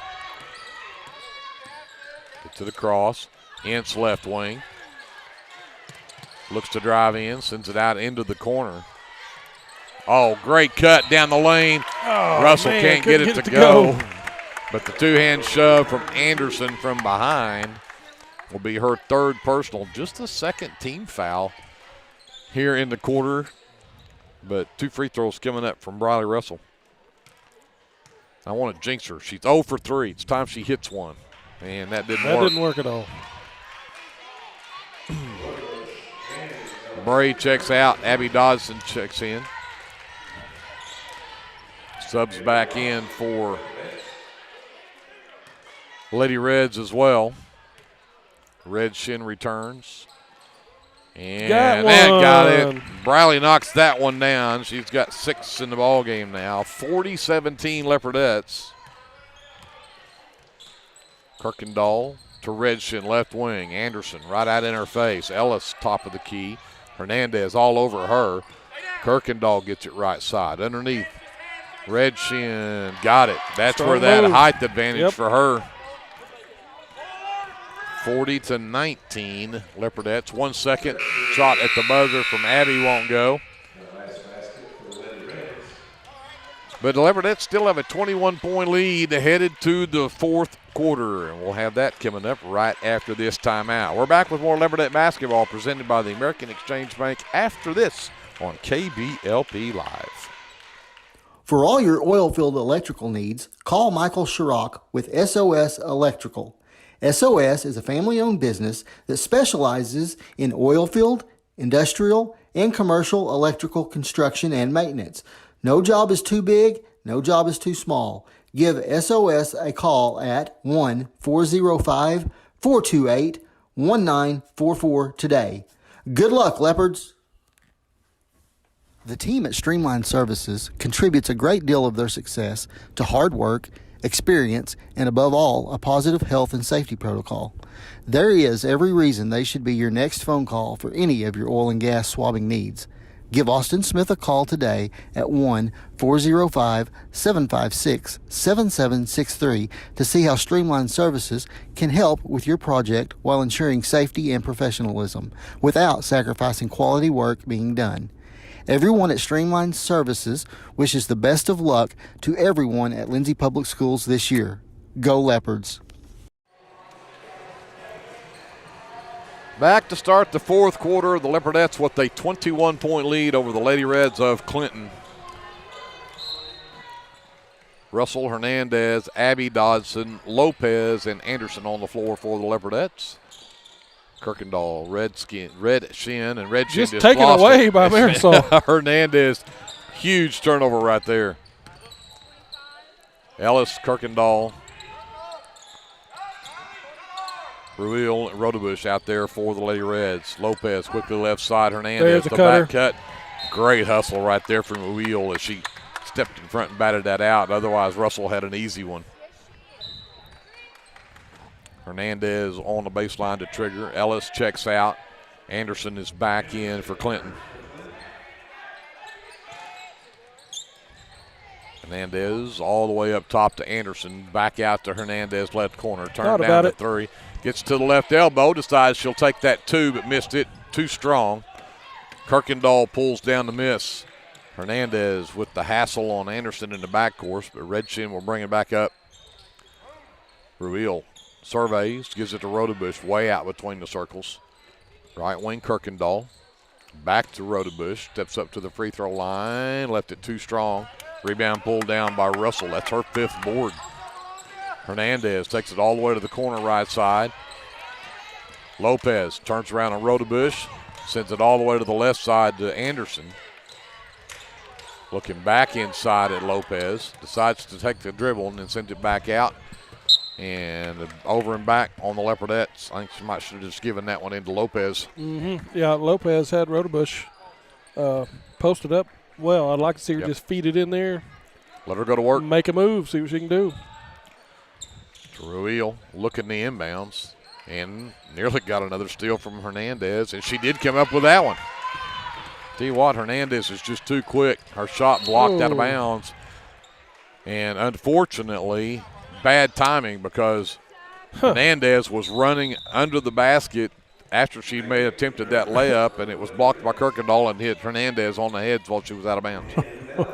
So you miss the shot, you don't get fouled, and you end up getting the ball out of bounds off of you.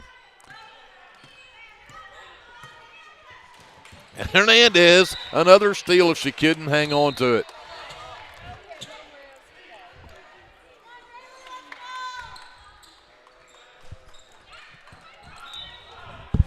So we have a sub in for the Leopardettes. We need to find out for sure who it is. And Rodebush back over to Ellis, and Ellis jump stopped and traveled with it. So turnover number 22.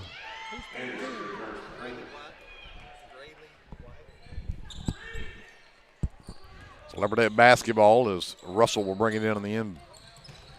Got it to Lopez, but she was double teamed and a jump ball. Leopardettes have the possession arrow. So number 13 is Grayley White. I'm assuming a freshman.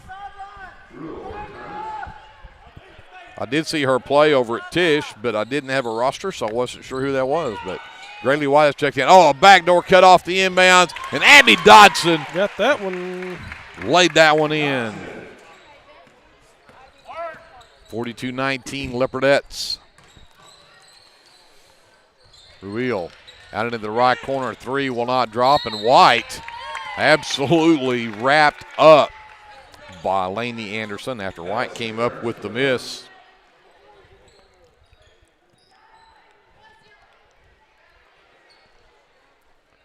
So Russell again to inbound from the sideline.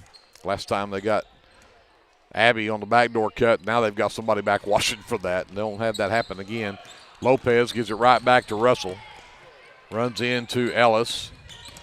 Takes her across the lane, back across the lane. Now loses her dribble and is stolen away by Meggett. White nearly got it back. Ruill fires a long three that won't go. Meggett came up with the miss, and then we're going to have a reach-in, I think, from Dodson.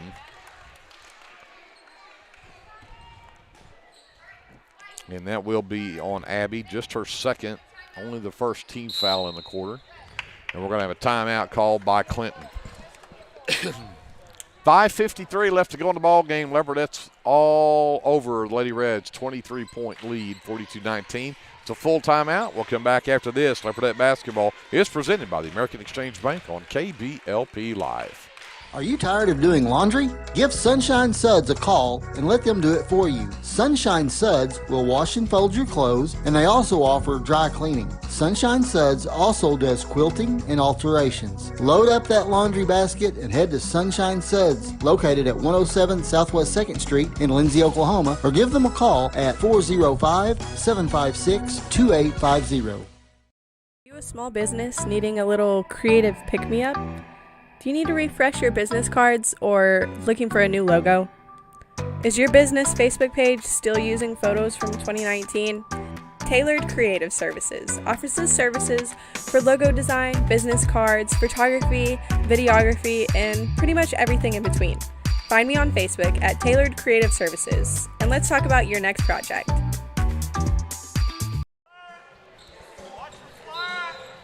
So Lady Reds basketball coming out of the timeout. Into the left corner. Ruill drives baseline. Hernandez knocks it out of bounds.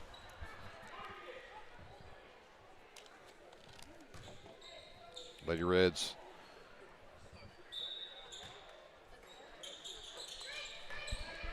Red Shin looking the inbounds. Finally gets it into Ruill. Up top, Ellis.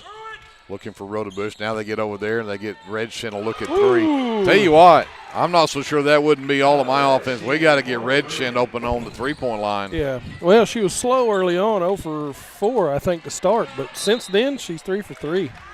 Leopardettes turn it over on the other end.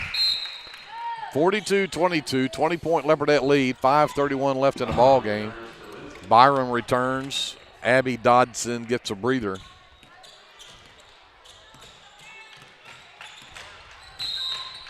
And we have a whistle and a timeout called by Clinton. So we'll take another one with them. 5:26 left in the ball game. 20-point Leopardette lead, 60-second timeout, and then we'll be back with more Leopardette basketball presented by the American Exchange Bank here on KBLP Live.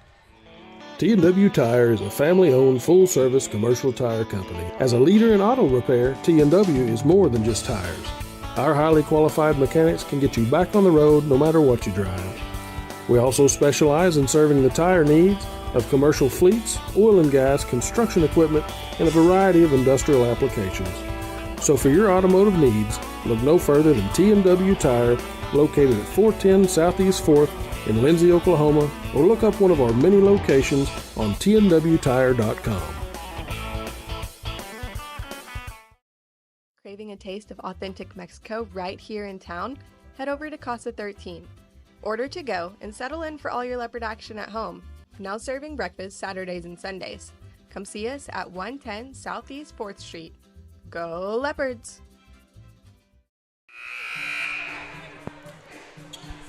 5:26 remaining in the contest. It is 42-22, Leopardettes by 20.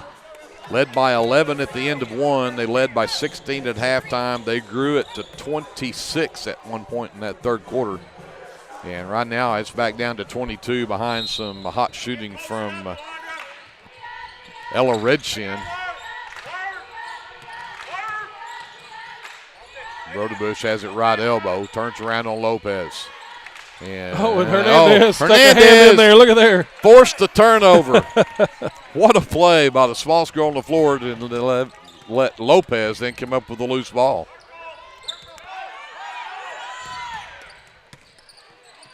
Right between the circles, Lopez. Byram has it right wing, trying to get around Meggett. Comes back to Lopez left side, back up top to Byram. Russell gets around Redshin, baseline jumper off the glass, no good. Got a hand on it. Yep. Now we'll try it again. That one, everything but go down. And there's White. Gets tied up for the rebound, and it's a jump ball. And possession arrow belongs with the Lady Reds.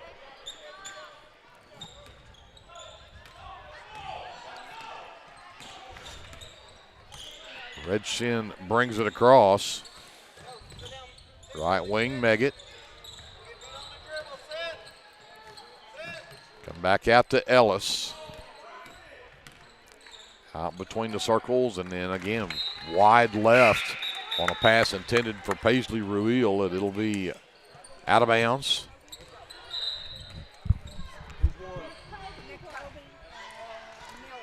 So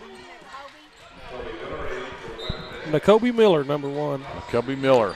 A lot of these freshmen that were not on our roster, and we haven't been keeping up. So Nakobe Miller, Russell avoids the trap, takes it all the way down to the low post, missed it strong, but Miller comes away with the offside board. Up top, 3-ball on the way off the glass, won't go for Byram. Russell, however, has the miss and the putback. 44-22, Leopardette lead back up to 22. Ruil takes it up against Russell. Rodebush could not come up with it. Miller, however, did. And then, did she get fouled or did she step on the end line? Stepped on the end line. Looks like stepped on the line.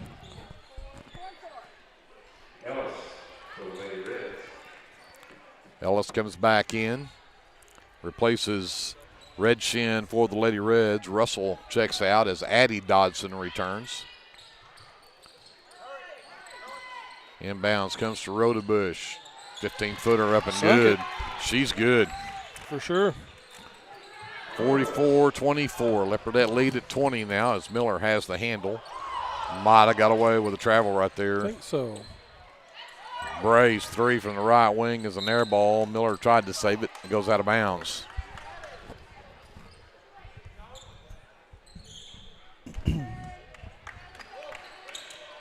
Rodebush sends it inbounds to Ruil. She races up the floor, holds up between the circles. Hernandez is not going to let her rest.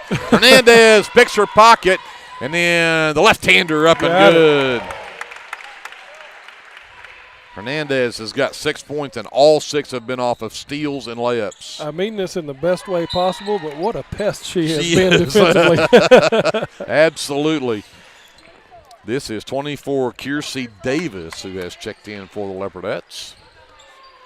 Out of bounds. So Byron will push it up for the Leopardettes as we approach 3 minutes left in the ball game, and we'll call a foul or a travel there. We got a reach in, I think, coming up on the number 4. That is Rihanna Ellis's second personal. First foul here, second foul in this quarter for Lady Reds. Kirkendall checks back in for Clinton. Miller. Oh, nice bounce pass. Great feed underneath the Byram. 48-24. Leopardette lead grows to 24. Rodebush forces one up against Addie Dodson. Can't get it to go. Addie with the miss. Outlet for Byram.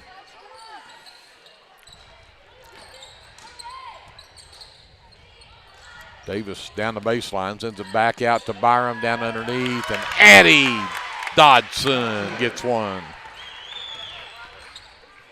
50-24, Leopardettes. Meggett to the high post, Rodebush. Drives down, ran over Addie Dodson, missed the shot. Then ran over Gracie. Rodebush picks up foul number 3. Third team foul, so Leopardettes won't shoot yet. Number 40 is Zoe Gomez, who checks in. She'll be inbounded in the backcourt, gets it into Miller. And then the pass back to Gomez. She wasn't ready for it.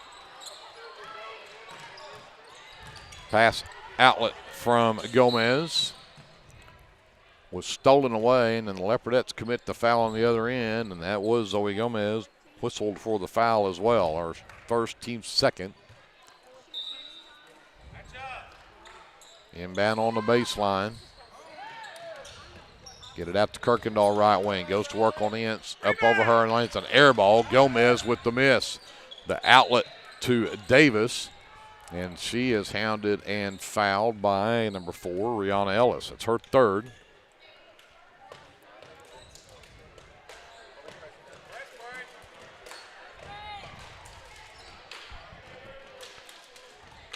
Miller will try this again with 1:59 left in the ball game. 26-point Leopardette lead.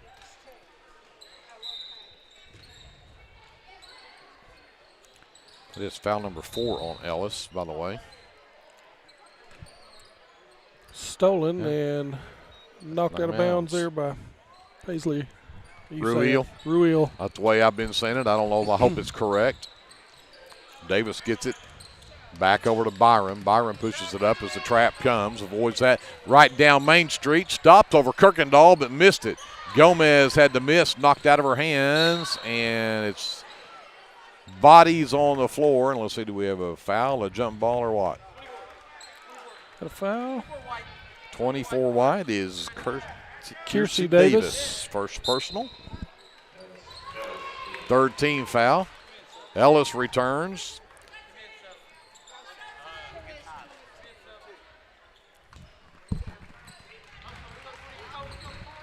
More subs in for the Leopardettes.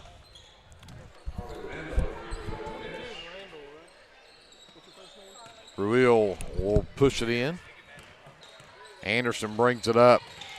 Gives it up to Spotted Wolf. Handed it off to Meggett. Up top, Anderson. Drives the right side of the lane. Cut off by Miller. Comes back up top. Skips it all over to the left side to Ellis. Ince takes her all the way to the baseline. Will not let her drive in.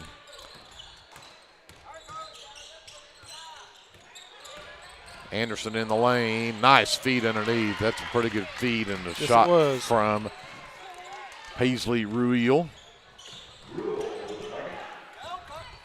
50-26. Minute 5 left, and we have a timeout on the floor as things were fixing to get ugly. And they didn't get the timeout call in time, so it'll be a turnover on the Leopardettes.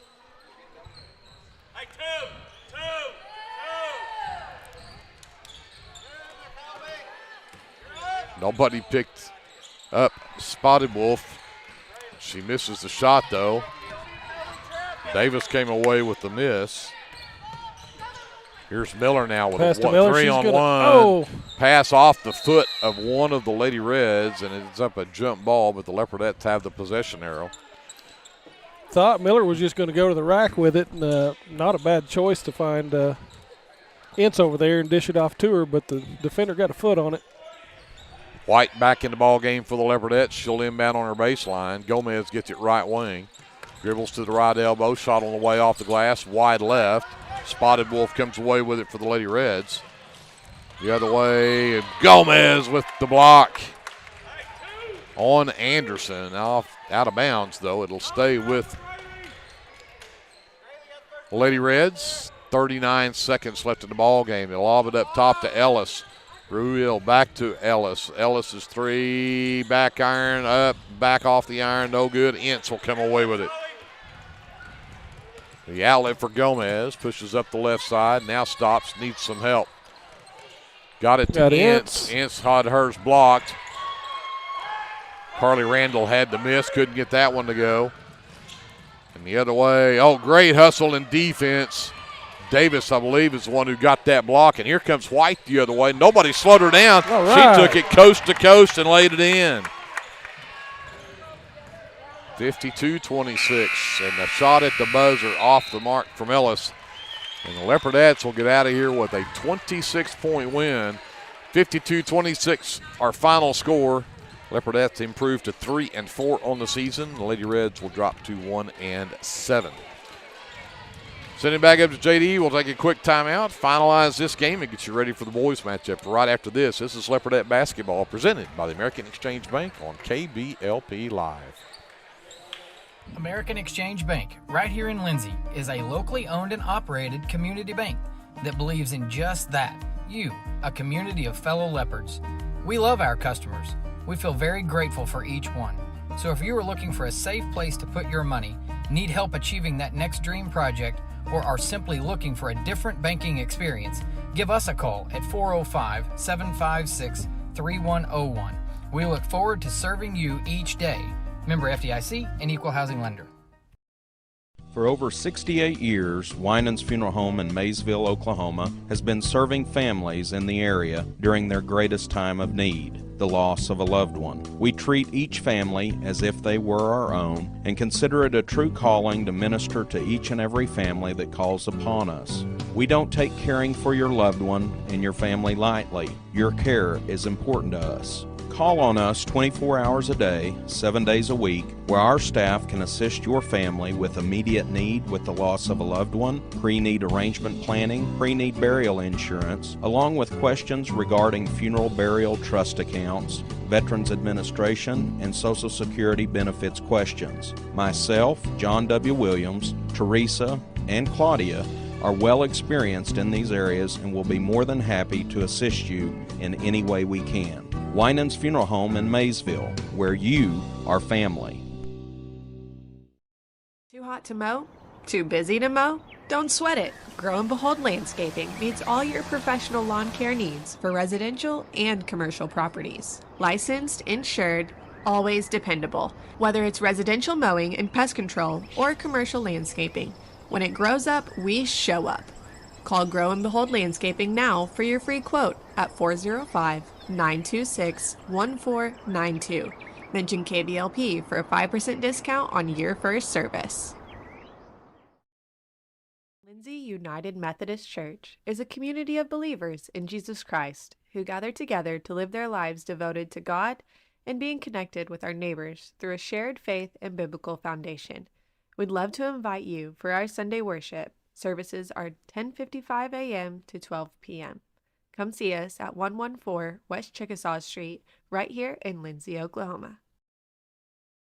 If you need local trash pickup with quality service at a fair price, call Red Dirt Waste Services today at 580-432-5697. Red Dirt Waste Services is locally owned and operated, offering household, residential, and light commercial trash pickup in Lindsay and surrounding areas, including Ellick, Bradley, Bray Doyle, Cox City, Elmore City, and Foster. Red Dirt Waste Services does household cleanouts too, and they offer 96-gallon poly carts and dumpsters. Bagged, loose, or heavy items, doesn't matter, they'll come get it. Red Dirt Waste Services even offers valet service, so you don't even have to take your trash to the curb. Schedule your weekly pickup today by calling 580-432-5697. Stop paying more than you have to for quality, dependable, and locally owned trash pickup. Call Red Dirt Waste Services at 580-432-5697. That's 580-432-5697. Back to wrap up this girls' game, 52-26. The Lindsay Leopardettes defeat the Clinton Lady Reds by 26 here on the home floor on a Friday afternoon to wrap up the 2025 portion of the season. And we'll get to our officially unofficial stats presented by the American Exchange Bank. Ella Redshin finishes with 11 for the Lady Reds. She had 3 threes in the game and finishes with 11 points. 6 points from Riley Rodebush, 4 from Paisley Ruil, 3 from Arlena Kirkendall, and 2 from Rihanna Ellis rounds out the scoring for the Lady Reds. I had them 3 of 7 from the free throw line. And the Leopardettes, one player in double figures, Addie Dodson, 2 threes tonight. Had 14 points for the game. She was the only player in double figures for the Leopardettes, but they really spread it around tonight because you end up with 8 from Gracie Brace. She had 2 threes as well. You get 8 from Briley Russell. She had a 3-point basket in that first quarter. 7 from Abby Dodson. She had a 3 in the second quarter. 6 points from Marisol Hernandez. 5 from Paisley Kleinsaucer, who we had no idea could shoot like she shot. Had 5 there in that third quarter as she came in off the bench.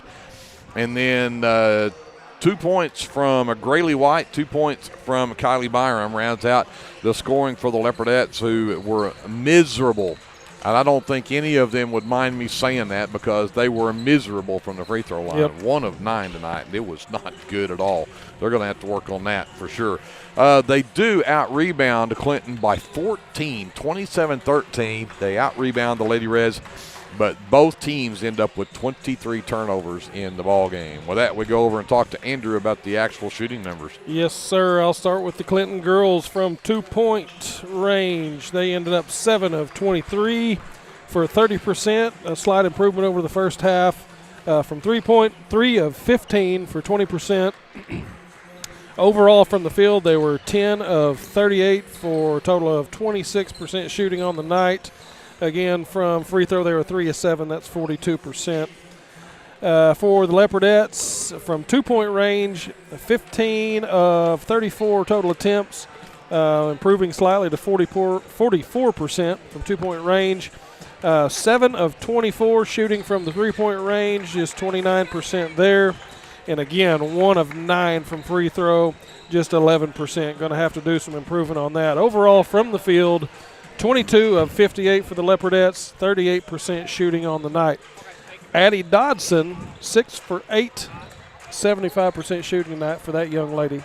She's done a fine job the last couple of games. And earned a starting spot tonight in that from that work that she did on Tuesday night, because she led the Leopardettes then. So I bet she earned another start. I bet we see her in that first start coming back after the first year. Again, that's the last time we'll see the Leopardettes until we come back from the Christmas break.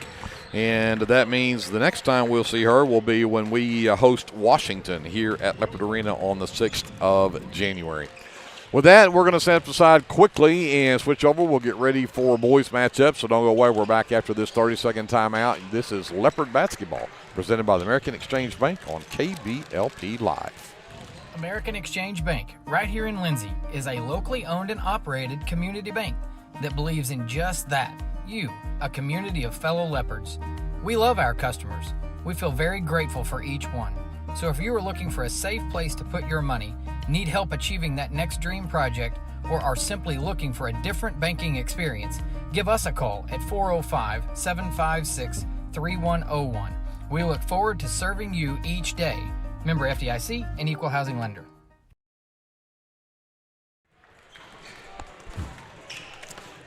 So we get ready for the boys matchup between the Lindsay Leopards and the Clinton Red Tornadoes. Clinton comes in 3-4 on the season. They picked up a win over Hera in an overtime game to start the season off, and then ended up losing to number 8 Blanchard. Lost that game by 37 points. Beat Elk City and then played in that Duncan tournament last weekend when the Leopardettes and Leopards were at Tishomingo. They won their first game against Duncan, but then lost to St. Mary, who's number 6 in 4A, and then also played Cash and lost to them as well. So they end up, I guess that would be fourth place, would end up being out of that tournament there in Duncan, and then lost to Anadarko, who is number 17 in 3A. 34-52 the final score in that game on Tuesday night. With that, we talk about the boys from Lindsay, who are going to come into this game 6-0. They are ranked number 12 in the state and the Class 3A, and come off of a huge win over at Marlow on a Tuesday night. As we've said it, it's hard to go into Marlow and come up with a win at all, and the Leopards and Leopardettes both pulled one off. But they had a big game from Creed Taylor, who finished with 21 points that night, got 12 from Isaac Cameron, and held Marlow to just 24% shooting from the field. And again, it was a dogfight the whole time. It was wild, but hey, they did a great job, and the Leopards are looking to roll right here and keep this season undefeated. I was looking for the right word as you were talking to describe that Marlow game, and I think I'm going to go with brawl. There you go. That's a great way to put it. That was a brawl. That was a brawl. Hey, I love to see physical basketball as much as anybody. It got a little bit chippy the other night, as it often does over at Marlow. I thought the referees overall did about as good a job as you could expect, trying to keep that keep it from getting a little bit too chippy. It did at times, but the Leopards played a heck of a basketball game. Not a great shooting night, but again, not a great shooting night for Marlow either. So, tit for tat on that. We were 33% overall over at Marlow. Marlow shot just 24% on the night. So, but man, a lot of defense being played, a lot of fouls. What did we decide? I don't know if you talked about it already. 51 free throw shots. It shot was in that actually game. 52. 52 shot in that game. So we shot 29. They shot 23. That's a testament to how chippy it was getting out there. But hopefully, a good, hard-fought, clean battle to this afternoon. I started to say tonight. Still afternoon, isn't it? So let's talk about the starting lineups for this one as we get ready for Clinton, who, again, are coming in 3-4 on the season, and they'll start number 2. That is Ronnie Redshin. He's a 5'9" senior. Number 3 is Titan Malone. He's a returning starter from last year. He's a 5'10" senior. Number 13, Ethan Laughlin, 6'4" senior, is also a returner from last year. Easton Powell, number 23, a 6'1" sophomore, and then number 24 is a move-in, Wes Switzer. And I want to say Switzer, I actually work with a lady who has that very same last name, and she pronounces it Schweitzer. Schweitzer, okay. So I'm going to say Switzer and hope that is correct, Wes, and if it's not, my apologies. But Wes is a 6-foot senior. Again, he moved into Clinton this year. But the head coach for Clinton in his first season as a head coach is Mark Sider.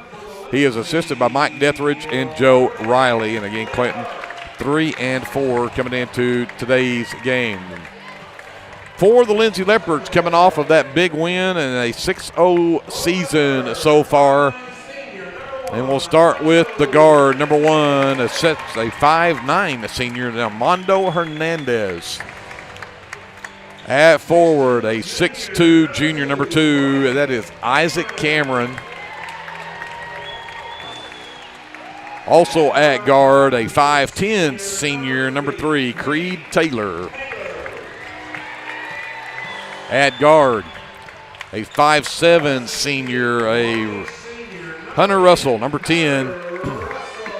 Round out the starting 5 with the forward, the big guy inside, a 6'4" senior, number 12, Gustavo Torres. Gus. Hunter Russell, Creed Taylor, Isaac Cameron, Armando Hernandez, the starting 5 for the head coach of the Lindsay Leopards, Timothy Boyer. He is assisted by Lance Osborne and Chase Byrne. And again, the Leopards are 6-0 on the season and would surely like for it to be 7-0 when they wrap up this. Greg Peary, Andrew Lyon here courtside as we get set for this one on a Friday afternoon in Lindsay. J.D. Scruggs up on the live stream. Kevin Scruggs running the camera. Harper is running the camera now, which means it's probably – oh, okay. Which means we'll probably have some good camera good now that Kevin's not running it. But I didn't say that because I know he's not listening. Cameron set to tip it off against Laughlin, and Isaac controls the tip. It'll be Leopard basketball to start here. Hernandez, dribble hand off to Cameron between the circles. Torres out to Russell, and Russell found a backdoor cut from Isaac Cameron for an easy one underneath. Good way to start. Easy bucket underneath for Cameron. Redshin sends it over on the right wing to Switzer. Back up top, Powell. Work it left wing back over to Redshin. Powell gets it back. Gets it right on over to Malone. Malone again, one of their leading scorers from last year as well, and he knocks that one down from 2-point. Ties the game at 2. Hernandez out to Taylor. Works around the Torres screen. Russell left wing. Looks to penetrate. Gets into the lane. Steps through. Lost the handle on the basketball. Pretty good defense there. That's a great shot from Easton Powell. Easton Powell just leaned into that, went to the hole. Not much you can do about it.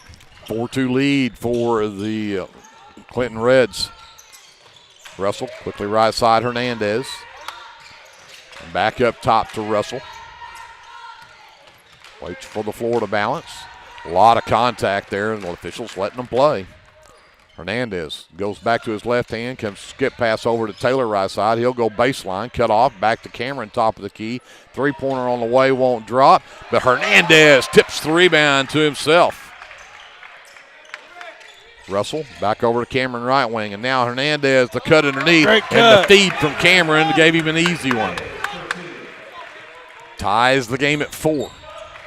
2 minutes into this first quarter, and Taylor nearly had a steal. Great anticipation right there.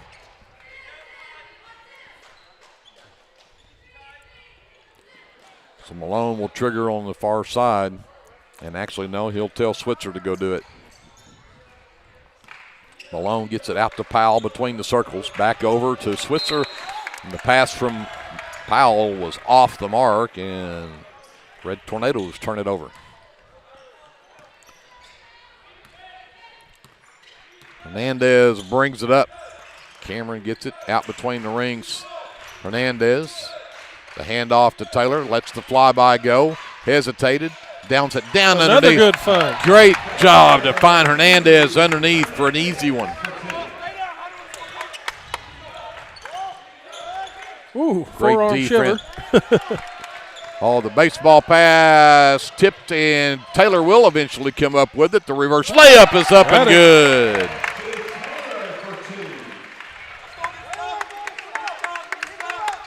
Eight-4 Leopards. Taylor almost another steal there. Good anticipation. Couldn't quite come up with it. And they call a foul there. Taylor whistled for the first team foul on the Leopards. Switzer gets it in up to Malone. Picked up by Russell on the top of the key. Redshin gets it right wing. Gets a screen from Laughlin. Back to Malone. Two-pointer won't go, but a long rebound comes right down to Laughlin. Gets it out to Redshin. Back into Laughlin. Turns around. Double team, and we're going to get a reach-in foul on Cameron. Got him on the arm. Team's second, and that's going to put Laughlin at the free throw line. Going to be a good matchup to watch today between Laughlin and Torres. Sure. What do we have Laughlin at, 6'4"? 6'4". Good-sized young man. But he misses the front end of two free throws. 4:59 left here in the first, 8-4. Leopards with a 4-point lead. Laughlin. Second one on the way, and that one will roll and fall through. 8-5 Leopards with the basketball. Hernandez brings it up. Redshin waits on him. Right wing. And again, Torres was open, but the pass a little low to get there. But there's Taylor. Can't get that three to drop. Switzer pulls down to miss. He'll push it up the floor. Powell gets it left wing. Looks to drive in. Spin move. Spun right into Torres, but he traveled with it first.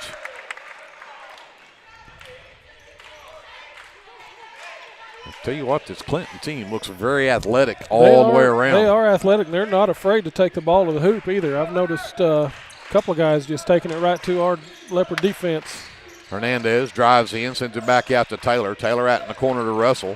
Russell, the spin move, lost his footing. Got it back to Taylor. He looks to penetrate. Double teamed inside, lost the basketball, and then reached in and fouled. I'm not sure if that reach was called on the right player. I felt like it was a Reds reach before it was a Taylor reach. I won't disagree with but that. I'm not wearing the stripes today. But that is number 2 on Creed Taylor, and that's going to earn him a seat on the bench next to Coach Boyer. And we'll get number 4, Maverick Dodson, the 5'9" senior, into the game for the Leopards. They've got a 3-point lead, but Clinton with the basketball. 4:10 left here in the first quarter. Malone across the timeline, works left.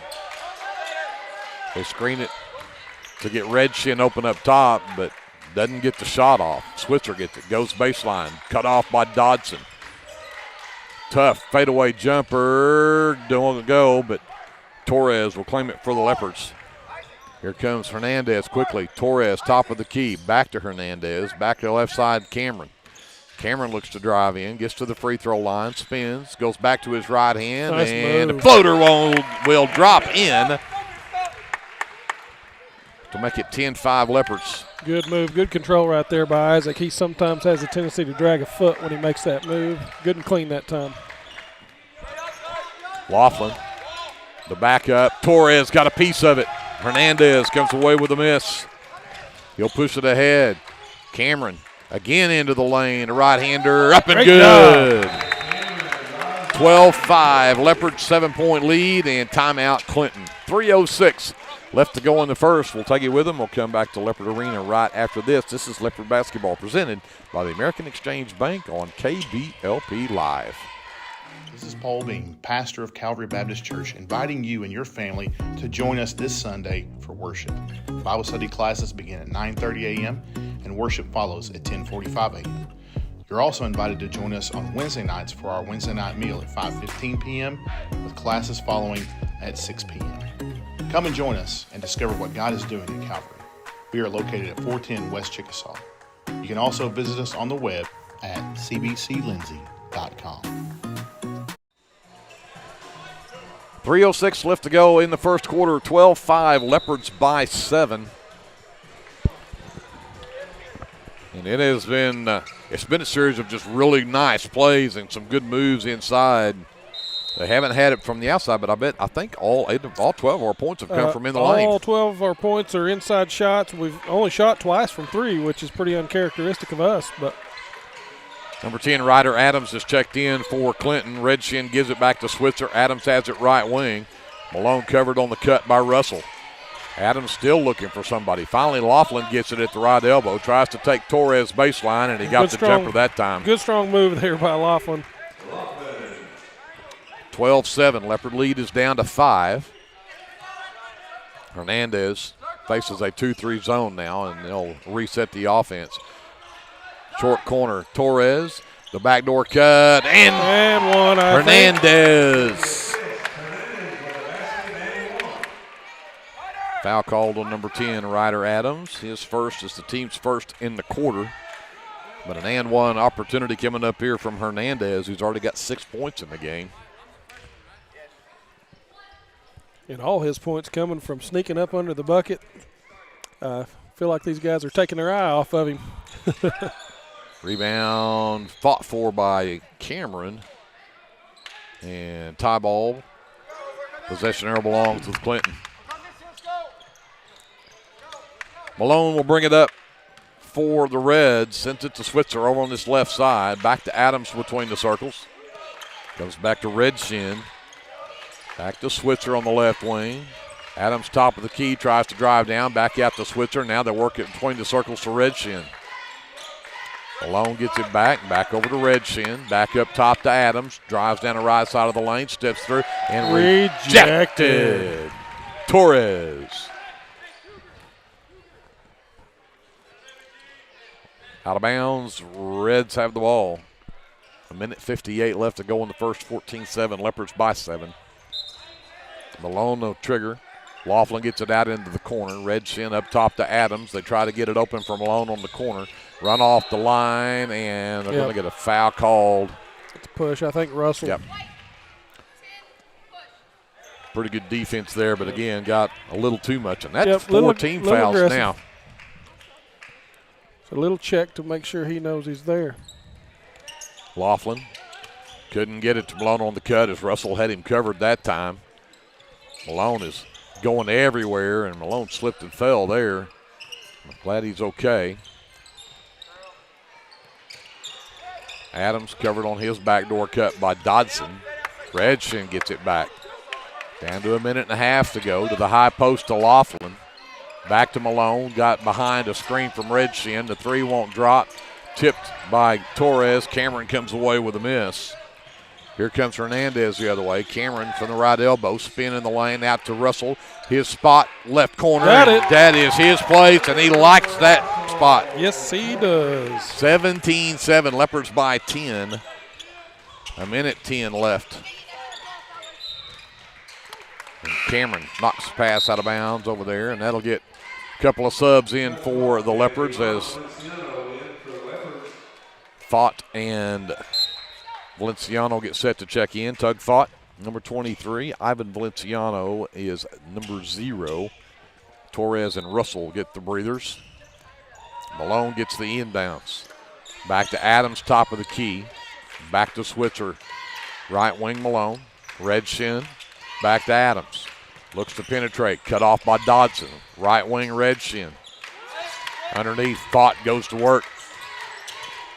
Great defense. Turn around. Tough shot. Dodson with the rebound. Great defense by Tug Thought right there on Laughlin. Dodson in the lane. Out to Thought. Three-pointer on the way. Rims out. No good. Malone clears it for the Reds, and here he comes the other way. Head of steam. Adams underneath, and that was just great execution right there. Yes, it was. Easy bucket. 17-9, Leopard lead down to 8 as we hit 10 seconds left to go here in the first quarter. Thought gets it right elbow. Flip to Cameron. Cameron right down the right side of the lane, lays it up and in. Pushes it back to a 10-point Leopard lead as the buzzer goes off at the end of one. 19-9 our score.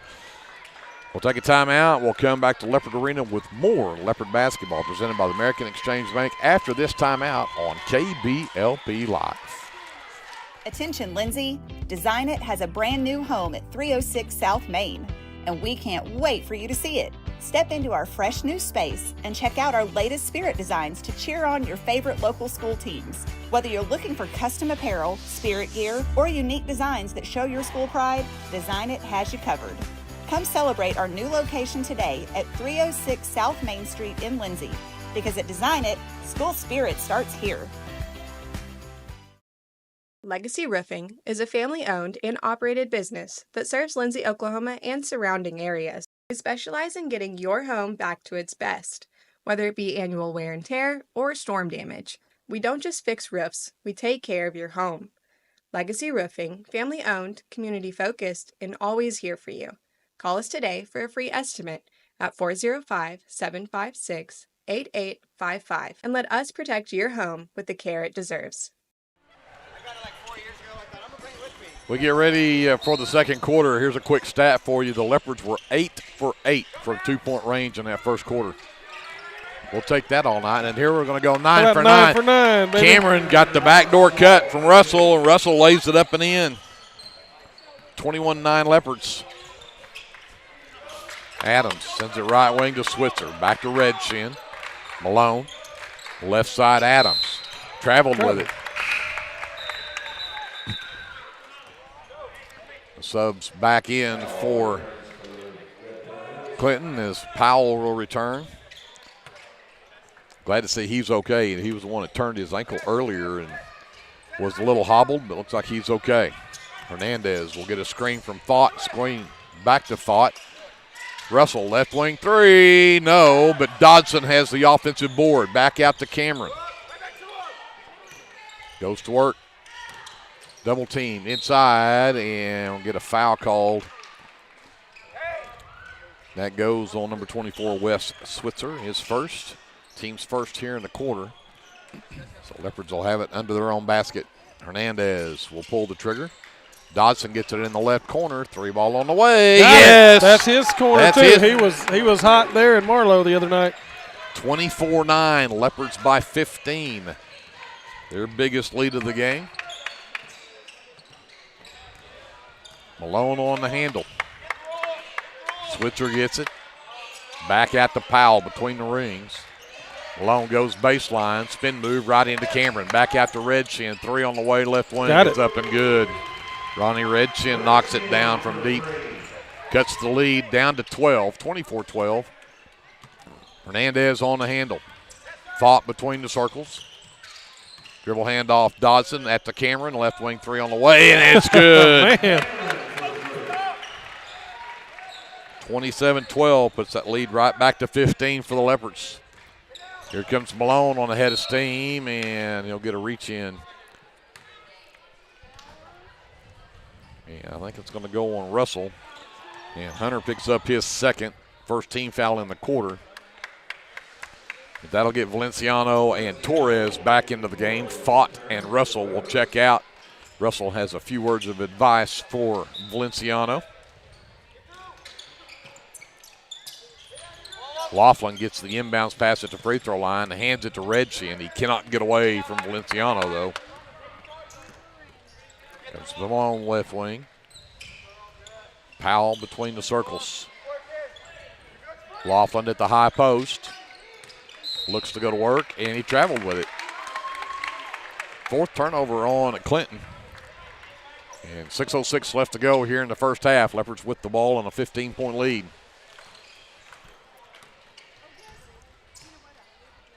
Here comes Hernandez. Redshin waits for him. Goes to the high post for Torres. The handoff to Cameron. He'll back out. Goes into the right corner to Dodson. Dodson looks to drive in. Powell all over him. Back out to Cameron. Cameron penetrates. Hernandez left corner, goes baseline, and they say he traveled with it. The shake and bake and move both feet. I didn't see it on that one. I didn't see it. Just a jab step and a drive. Pretty basic. I didn't see that he dragged that left foot much at all. The inbounds comes to Malone. He'll push it up against Hernandez. Comes to Powell left wing. Works on Cameron. Switzer gets it back, right back to Powell. Still trying to find somebody to give it to. Everybody's been covered. Switzer finally opens up between the rings. Back to Powell, ahead of steam, drives down the lane, lost the handle on the basketball, but Dodson tried to corral it, could not, and it'll go off of him out of bounds. Laughlin checks out, and number 1, DJ Lister. He is also a move-in over there at Clinton. A 6'4 senior, and Liston, they're going to send him back to the floor and say Laughlin has to go back in. I don't know if he didn't. May have some jewelry on, I think. Yep, got a necklace on. Can't have that. So, in the backcourt, nearly too far for Powell, but Malone finally tracks it down.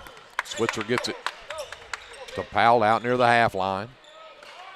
Malone right wing on the floor. Back to Redshin. Looks to drive in. Stops right elbow out to the corner. Malone for 3. It's good.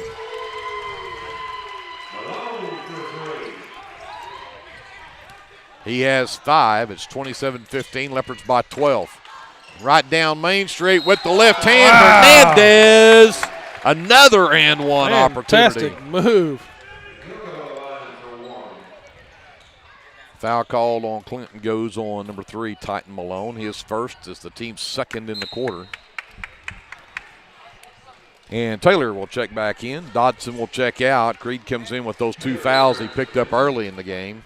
And now we will get DJ Lister into the game, and Laughlin will get to sit.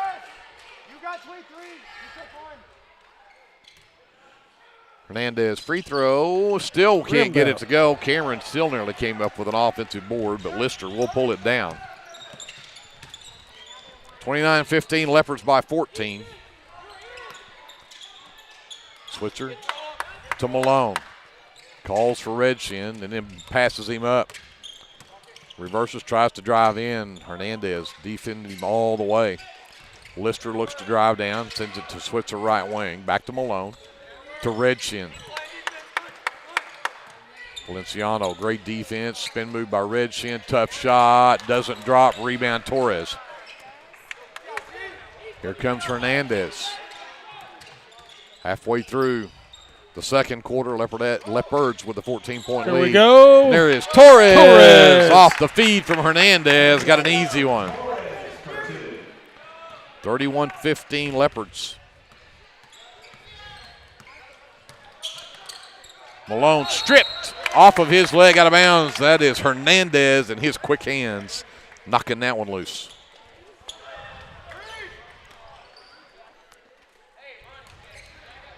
So Hernandez will bring it up. The Leopards with the ball in a 16-point lead. Their biggest of the game. Cameron and Lister knocked it loose from him, and here he comes the other way looking for the dunk. And Cameron says, "You're not dunking on my watch." And Lister will have to earn him from the line. Great hustle back that time from Cameron after he turned the ball over to make sure that Lister did not get an easy one there.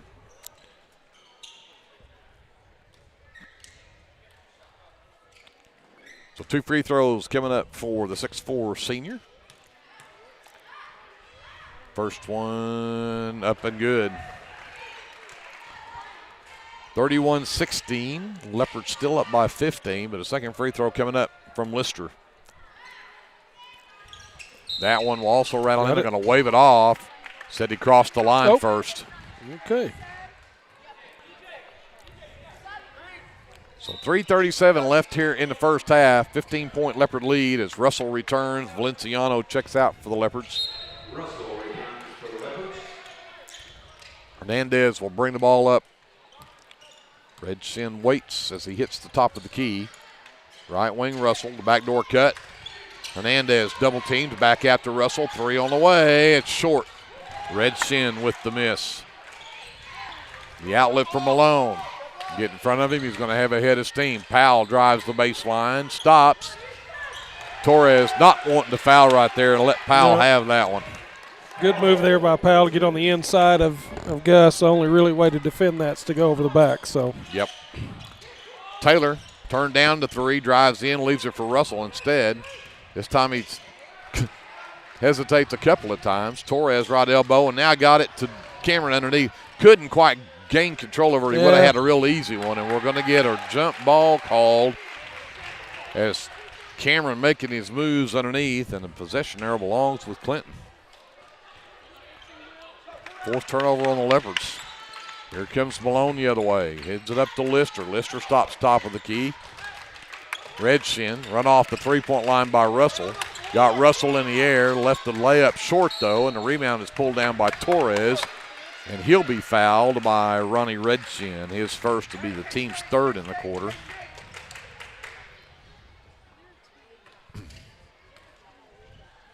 So 2:35 left in the half. Leopards with the ball and a 13-point lead. Hernandez out into the corner to Russell. Back to Taylor on the left wing. Looks to drive in on Lister. Gives it out to Russell. That's his spot, and that's it goes. Same spot, same result. 34-18 Leopards. Malone cannot get around Hernandez. Comes to Switzer on the left wing. Lister gets it back. Malone sends it to Redshin on the right wing. They go underneath to Powell. Short corner. He looks to back down Torres. Double clutches, puts it up. And again, quick shot there. Powell got an easy one. Yep, solid work right there. Easton patiently making his moves. A little fade away, knocked it down. Taylor for a three at the other end. Nearly lost the ball and then gathered and went up and knocks her down. 37-20. Switzer, and we're going to get a push foul from Hernandez. His first, team second, so no free throws here. 17-point Leopard lead. Lister has it top of the key. Looks to work. Jump stops, and he'll travel with it first. So a minute 18 left in the half. The Leopards with the ball and a 17-point lead. As Hernandez brings it up, works around the screen from Taylor, goes right back to Taylor left wing, and we're going to get an offensive foul call on Torres. I'm not sure I saw that one. Yeah, I didn't either. That will be the fourth team foul. Just the first on Gus. Here comes Malone. They've spread the floor to give him room, and he double dribbled it.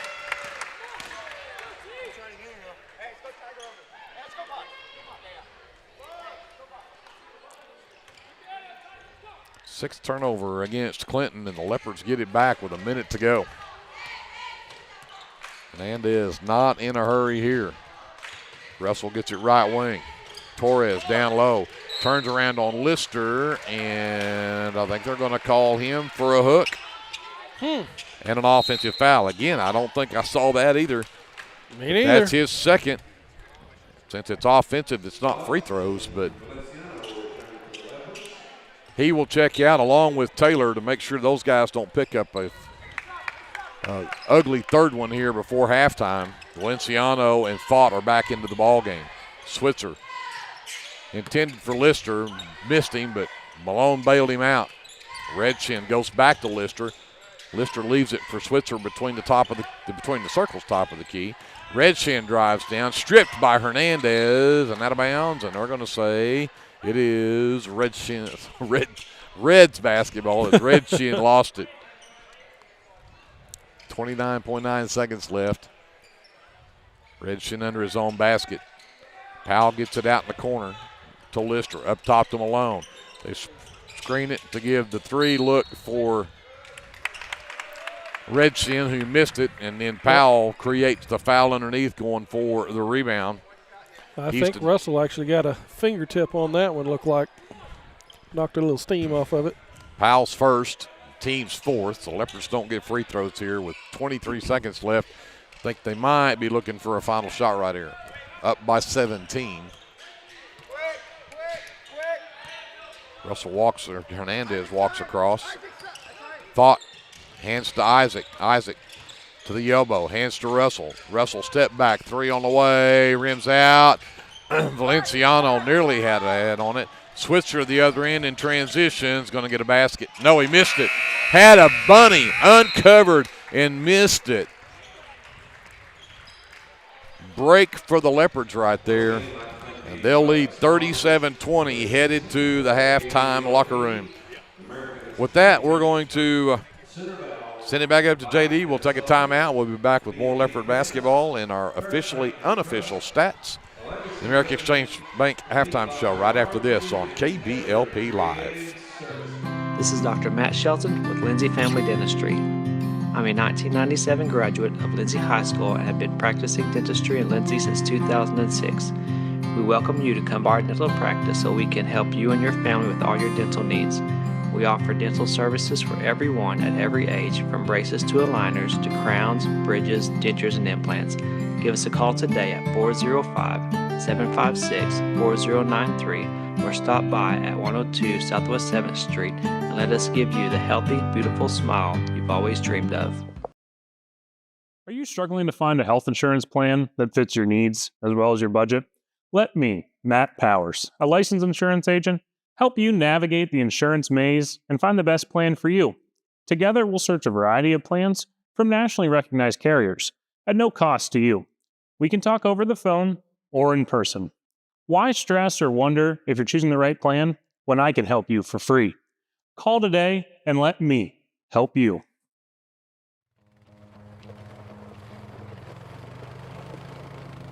Looking for your next adventure? Head to Morris Motorsports in Chickasha. We carry top brands like Polaris, Can-Am, Kawasaki, and Honda. Plus, we offer a full-service and parts department.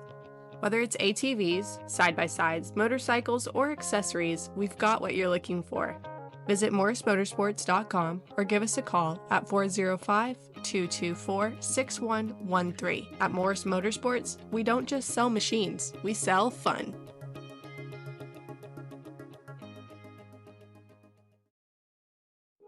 Sharon's Beauty Salon is your hometown stop for all of your salon needs.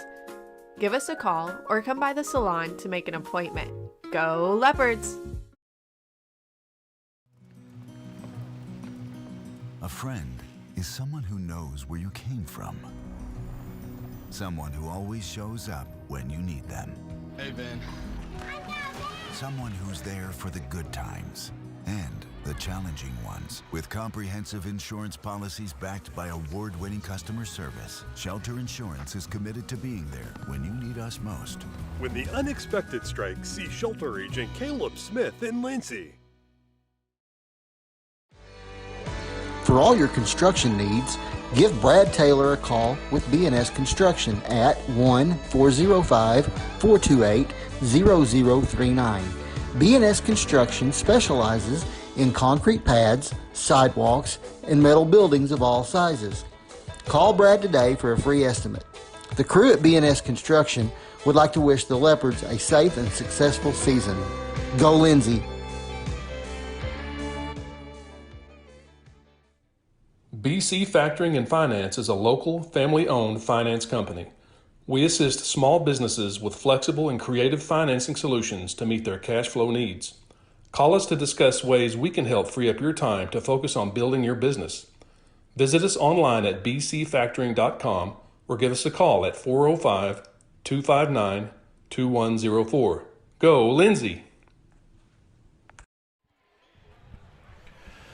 Back here at Leopard Arena, it is halftime. The Leopards have a 37-20 lead over the Clinton Red Tornadoes. We look at our officially unofficial stats from the first half. And for Clinton, they are led by Easton Powell. He had 6 points in that first half. 5 from Titan Malone, 3 apiece from Ronnie Redshin and Ethan Loftland, 2 from Ryder Adams, and a free throw from DJ Lister rounds out the top scoring for the Clinton Red Tornadoes, and they were 2 of 4 from the charity stripe. For the Leopards, they've already got one in double figures. Isaac Cameron has 11 here in the first half. 8 apiece from Armando Hernandez and Hunter Russell.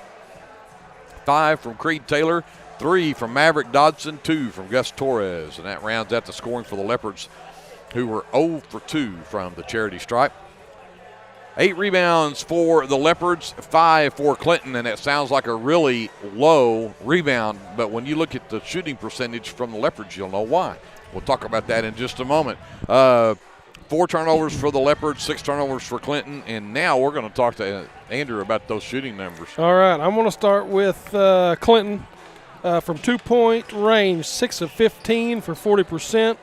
From 3-point, they were 2 of 6, 33% shooting from the field, 8 of 21, 38% overall. They were 2 of 4 from the free throw line, 50% shooting there. Now for the Leopards, I'm going to start with the worst stat first. They were 0 for 2 from free throw, 0%. Now, from 2-point range, Leopards are 11 of 11, 100% from inside the arc tonight.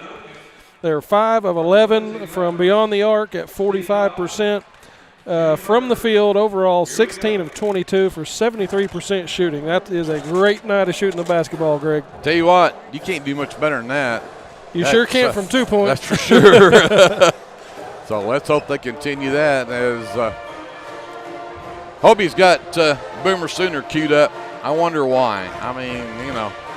I hope we hear that a bunch I don't tonight. think I've ever heard Boomer Sooner at a Lindsay basketball game, but I'll take it. So, again, the Leopards have a 17-point lead here at halftime, 37-20. Just a programming note in case you hadn't heard the word or did not get this. Again, this is our final game before Christmas break. First game after Christmas break will be on Tuesday, the 6th of January. We'll be right back here at Leopard Arena. In fact, we'll be here that whole week. Tuesday night, we're here against Washington, and then Thursday, Friday, Saturday is the Charles Scott Hately Classic. So all 3 days of that here. And then the following week is Bridge Creek, and your calendar may show Bridge Creek on the 13th is at Bridge Creek. That is incorrect. The 13th will also be here. So we get Tuesday night, the 6th is here, the 8th, 9th, and 10th for the Hately Classic is here, and the 13th against Bridge Creek is here. And then we'll have to finally travel to Davis on the 16th, and that is the makeup game from earlier in the season when Davis was still playing football. Right. So you may not have that one. You won't have that one on your calendar at all if you're looking at the schedule online or from early in the season. So the 16th is the makeup game with Davis, and that will be at Davis on Friday night, the 16th. So make sure you get all of that down on your calendar. With that, we're going to take a timeout. We'll send it back up to JD. We'll get some words from our fine sponsors of Leopard basketball, and we'll come back with the start of the third quarter, and it will be Leopard basketball to start the third quarter when we do. This has been your unofficial stats and your American Exchange Bank halftime show here on KBLP Live. American Exchange Bank, right here in Lindsay, is a locally owned and operated community bank that believes in just that, you, a community of fellow Leopards. We love our customers. We feel very grateful for each one. So if you are looking for a safe place to put your money, need help achieving that next dream project, or are simply looking for a different banking experience, give us a call at 405-756-3101. We look forward to serving you each day. Member FDIC and Equal Housing Lender. The City of Lindsay is a proud sponsor of LHS Athletics and Academics and wishes all Leopards and Leopardettes a healthy, happy, successful season. Clements Insurance provides insurance coverage to best suit your needs. We offer auto, home, farm, life, and business policies. Come by 109 West Chickasaw or call 405-756-2253. Clements Insurance is carrying on the tradition to satisfy you. So come see me, Keith, or Beth. Go Lindsay. Lingman Incorporated is a proud supporter of the Lindsay community. We hope you'll keep us in mind for all your oil-filled electrical needs. You can give us a call at 405-756-4773.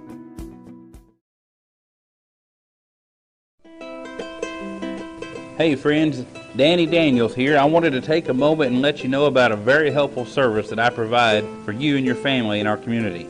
I own and operate Danny Daniels Pest Services, and I would like to ask you to call me the next time you have a need or desire for effective, safe, and affordable pest services. If you have spiders, roaches, ants, fleas, ticks, scorpions, crickets, whatever, I can help. Give me a call at 405-428-3833. That's 405-428-3833. I'd be glad to help.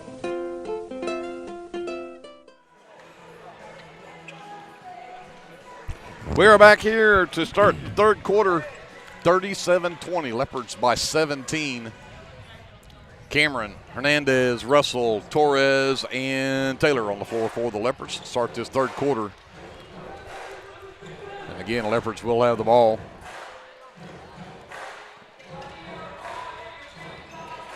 Switzer, Powell, Malone, Laughlin, and Redshin, the starting five back out there as well for the Clinton Red Tornadoes. Cameron inbounds to Hernandez in the backcourt. Get this one underway in the third quarter. Girl hand off to Cameron. Back out between the circles, Torres quickly. Again, they tried to go. That was the play they ran to start the game. Yep. Gave Cameron an easy one. This time Powell raced in front and knocked the pass out of bounds. He says, I've seen that before. Lob it in to Torres off the inbounds. Give it to Taylor. Penetrates the left side. Got a screen underneath from Cameron and an easy one for Taylor. 12 for 12, Greg. 39-20. Quit saying that you're going to jinx them. I can't help it. When you're 12 of 12 from 2-point, that's just incredible. Laughlin, left elbow, out to Redshin. Long three off the front of the iron. Powell tracks down the offensive board.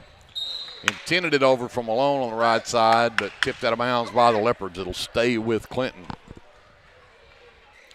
Malone to inbound in front of his own bench. Into the backcourt. And Russell fights for it. Finally came up with the turnover, lays it in. What a play. Fantastic play by Hunter Russell. 41-20. Leopards. Powell a long three. Off the mark. Torres with the rebound. Gets fifth board of the night. Taylor takes Switzer down the baseline. Sends it to Russell left corner. Back out up top for Cameron. Got Redshin in the air. Sends it out to Hernandez. Right wing three is up and good.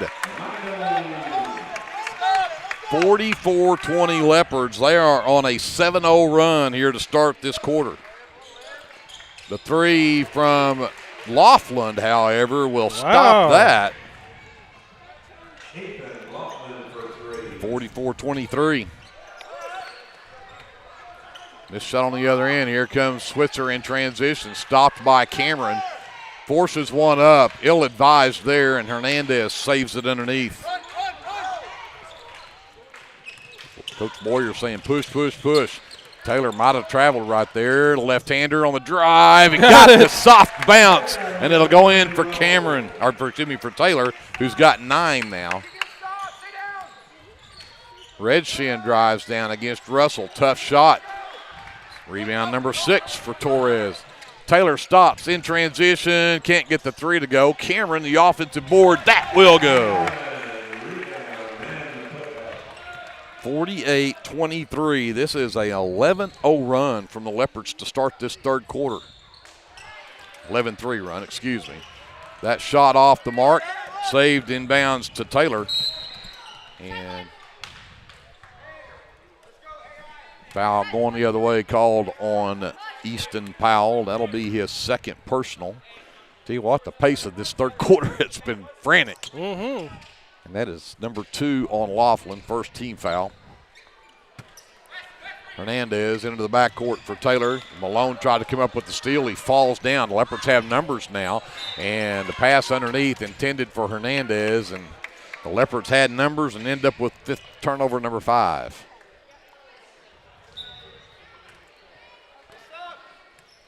So Malone will bring it up for the Clinton Reds. Gets it up for Redshin between the circles.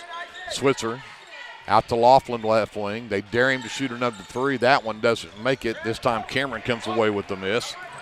He'll push it in transition. Got it to Russell. Russell's going to get an and one opportunity. Fouled on the shot. And the foul goes on number 3, Titan Malone. That'll be his second. Team's second in the quarter. And Hunter Russell with an and one opportunity. The Leopards with a 27-point lead now at 50-23. And we're how many? 15 for 15. 15 for 15 from 2. I said it real quiet. Yeah, don't say it very loud. And we still can't get a free throw. And we're 0 for We're still. 0 for 3 from the free throw line. And Hernandez will I'll get take whistled. that trade any day. Yeah. Now, for sure. Hernandez picks up his second personal first-team foul here. Malone pushes it up, and Lister was supposed to be the intended target, but Lister was not watching, and it goes out of bounds. Turnover number 8 against the Clinton Tornadoes. Malone all over Taylor. And Taylor tried to bounce past it. It was off the leg of Malone. So Cameron will bring it in.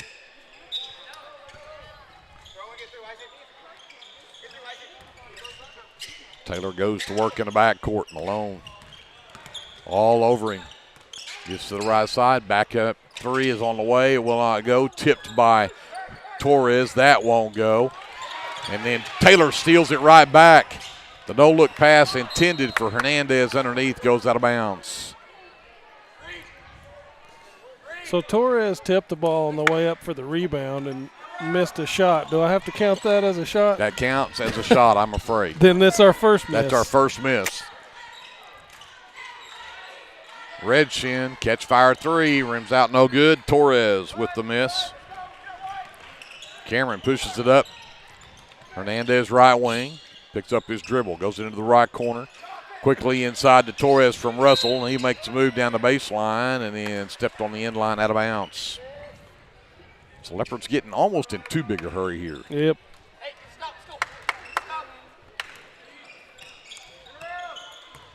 We approach halfway through this third quarter. Leopards hanging on to a 27-point lead. Lister up top, goes to work on Cameron. Drives down, blocked by Torres. Woo. Big time block. And in transition, Creed Taylor with the layup. He's in double figures with 11. And the Leopards are on a 25-3 run in this quarter. How about a 15-3 run? Taylor ahead again. In transition, Hunter Russell. Great move. Good control. 54-23 Leopards. Lister again looks to go to work, and he'll send it out to Adams between the circles instead. And then Adams drives down, and we're going to move and screen call from Lister. DJ Lister picks up his first, team's third. Fott checks in. Maverick Dodson also checks in for the Leopards, and they're going to go a little bit of tall here. They're going to put Fott and Torres on the floor at the same time. Here comes Dodson on the handle. Works on Redshin. Sends it over right side Russell. The back door underneath. Torres missed the first, missed the second, fighting for a rebound. And I think they're going to finally get DJ Lister over the back, and they do. That'll be his second, team's fourth. As Torres battled for that miss after he missed it short.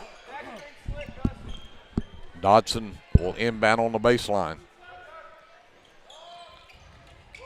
Got it to Fott underneath, out to Torres left corner, dribbles up. Russell straightaway 3, front iron no good. Rebound is tipped out. Redshin comes away with it. Malone takes it in. Russell tried to draw the charge there, but they didn't get it. Malone gets the basket. 54-25. Leopards with the lead. 2:40 left to go here in the third. Dodson to Taylor right wing. Goes to work on Malone. Comes back to Dodson, top of the key. They work it to Fott. Left wing 3 is an air ball. And Hunter Russell saves it. Taylor, the drive. Gets it right back from Fott. Straightaway three won't go. Torres can't claim the rebound, and Adams finally does.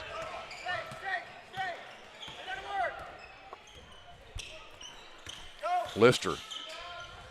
Baseline jumper too strong. Rebound tipped by Torres, and it's claimed actually number 5, Kyron Forrest. Right elbow jumper will not drop for Redshin. Russell comes away with that one. Taylor has it right wing. Goes to work on Lister. Right down the baseline. A runner. Oh, that was almost that was a good move. SGA style there, and it just didn't go. Redshin ran into 3 white shirts. Pulls it back out to Malone. He'll give it to Adams right wing. 3 won't drop.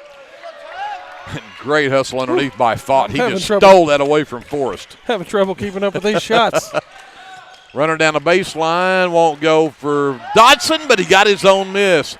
Taylor gets a wide open 3. That won't go either, and this time it comes down to Malone. Oh, at the other end, Forrest got an easy one, and we're going to get a timeout called here as things are getting sloppy. 54-27, the Leopards still have a 27-point lead. 1:14 left to go in the third. We'll take a timeout. We'll come back to Leopard Arena after this. This is Leopard Basketball presented by the American Exchange Bank on KBLP Live. First Baptist Church of Elmore City is a place where faith, family, and community come together. Whether you're a lifelong believer or just beginning your walk with Christ, you'll find a loving church family here. From Sunday services to Wednesday night fellowship, youth and children's ministries, and local missions, there's a place for everyone at First Baptist Church, Elmore City. Come as you are, we're saving you a seat. 54-27. The Leopards with the lead here in the third quarter. 1:14 left to go. But it has been a 17-7 run in this quarter for the Leopards.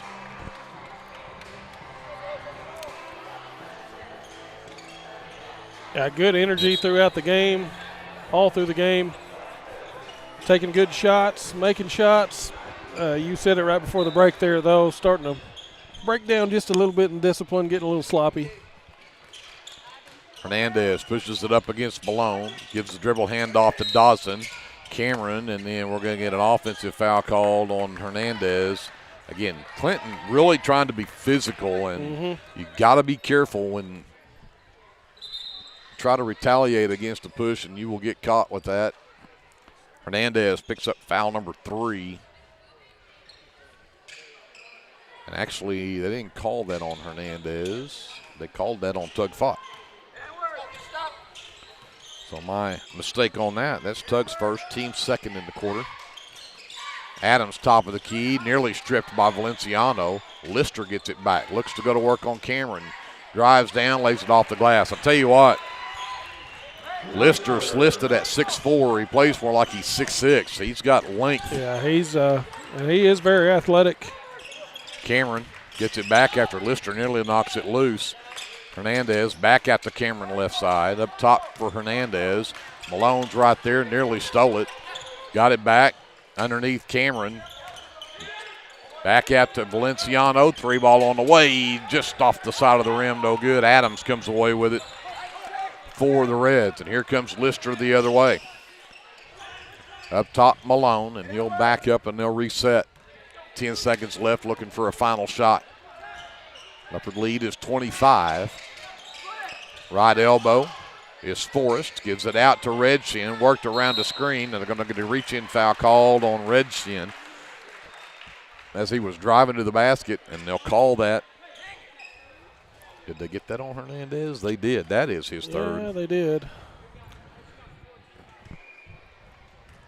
But 2 free throws coming up here for Ronnie Redshin. This will be his first free throws of the night, and that one does not go. They are now, 3 of 5 from the line? They haven't shot extremely well. I've got them 2 of 5. I said 3 of 5. It was 2 of 5. Okay. You're correct. And now make it 2 of 6. He missed them both. And that's it. The end of the third gets here, and it's all Leopards right now. 54-27, 54-29. Leopards on top by 25. We'll send it back up to JD. We'll take a timeout. We're back with the fourth quarter after this. This is Leopard basketball presented by the American Exchange Bank on KBLP Live.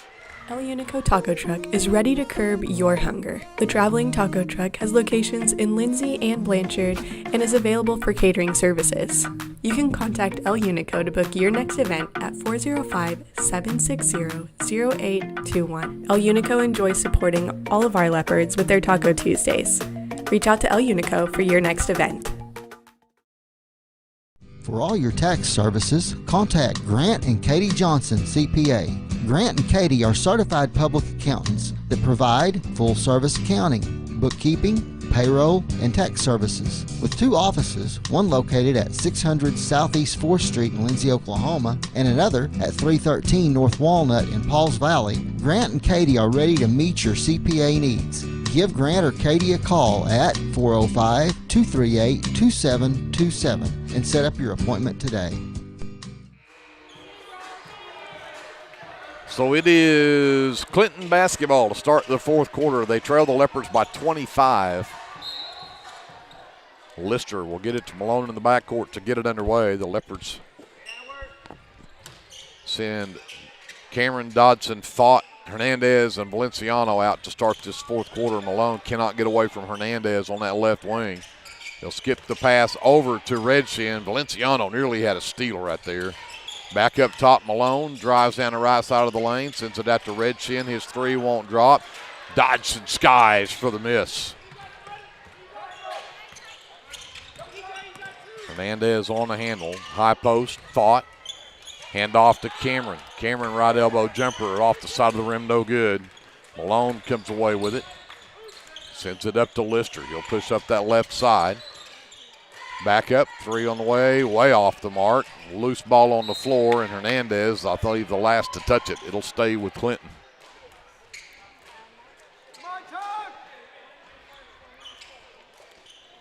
So Redshin will trigger under his own basket. Forrest sends it out, and there is Hernandez with the perfect anticipation and layup at the other end in transition.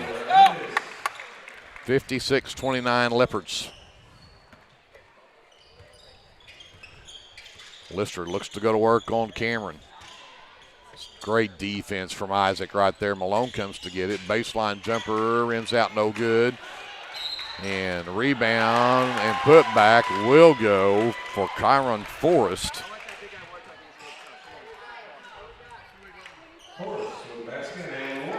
He'll get a chance at the free throw line. The foul on the Leopards called on Tug Fought. Taylor Russell Torres back in. Fought checks out. Fought, Dodson, and Valenciano check out.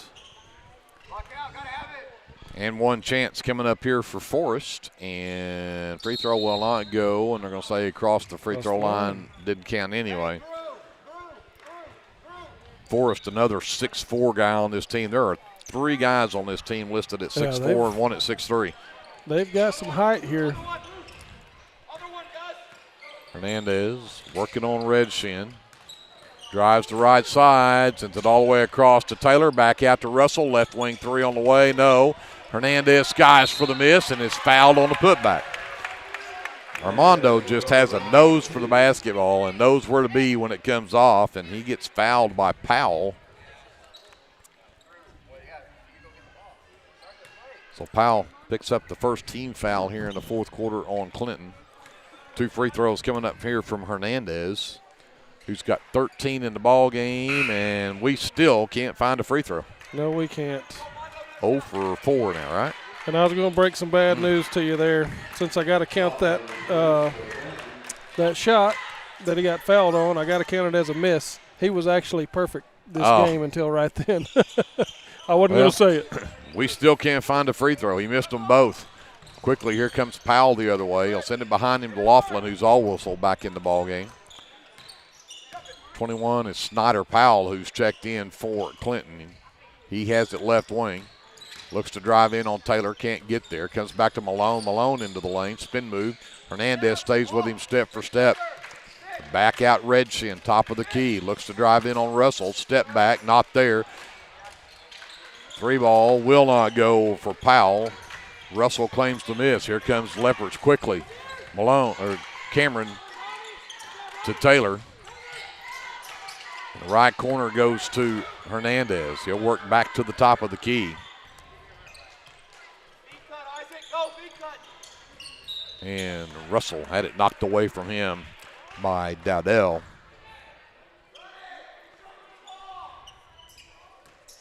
Russell lobs it to Hernandez, gets it right back. 3 ball, no, he was trying to get it down to Torres. Torres was turned around looking for a rebound, and the Leopards turn it over. That's just their 8th turnover, though. It's not been a bunch of turnovers today.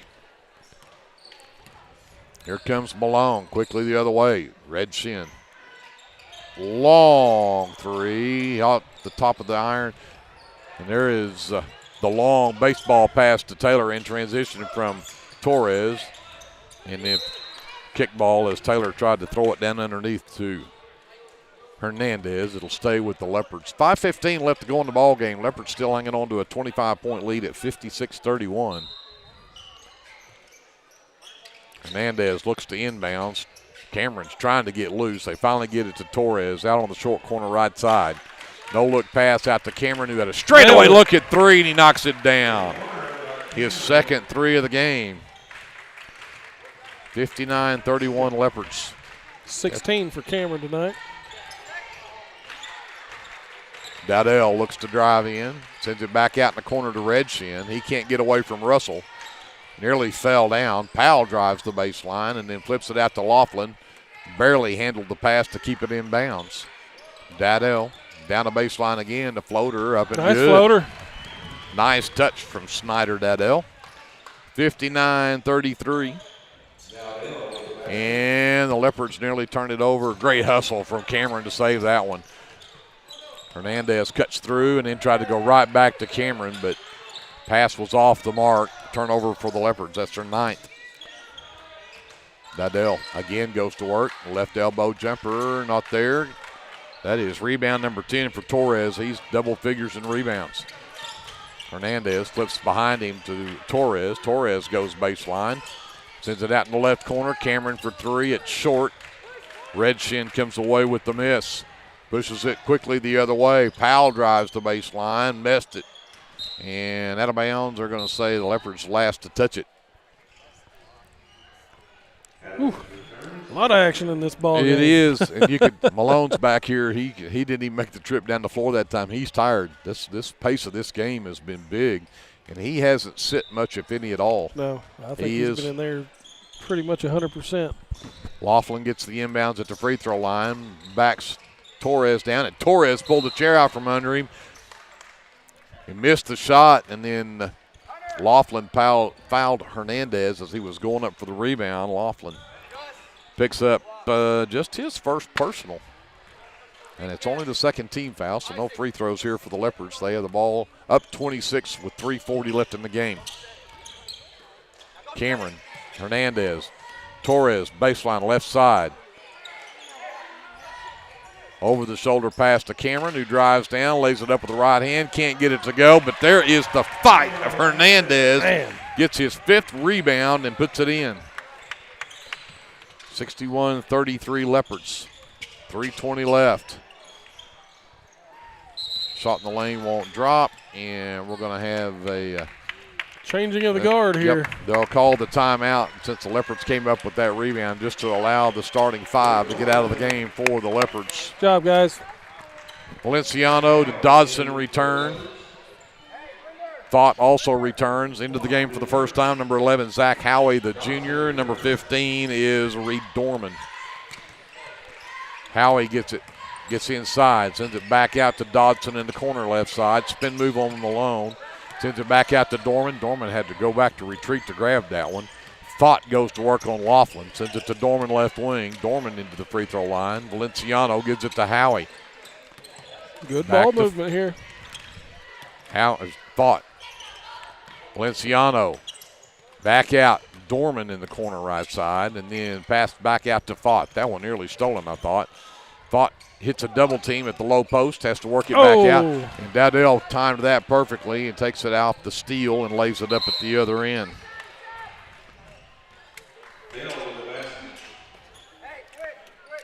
(61-35) and 2:28 left. Subs in for Clinton as well. Number 15 is J.J. Ruiz. Adams returns. Number 14 is Joseph Nava, the 5'10 sophomore. Dodson will bring it up for the Leopards. High post Vaught on the dribble, gives it to Howie. Backdoor cut to Valenciano. Pass was tipped out of bounds. It'll stay with the Leopards. Valenciano will trigger. Got Vaught, and Vaught couldn't handle the pass. Right idea, just didn't give it to him where he could grab a hold of it. The Leopards now have their 11th turnover. Red Shin will bring it up with 2:13 left to go in the ball game. Valenciano picks him up. Since it's a Dowdell right wing, skip pass to Adams. Adams penetrates in the lane, lays it up short. Vaught clears it for the Leopards. Vaught in the lane, got stripped by Dowdell. Howie, great defense right there. Got the offensive. Yeah. Great job, Zach Howie, to pick up the offensive foul on Dowdell. Actually, it was on Dowdell.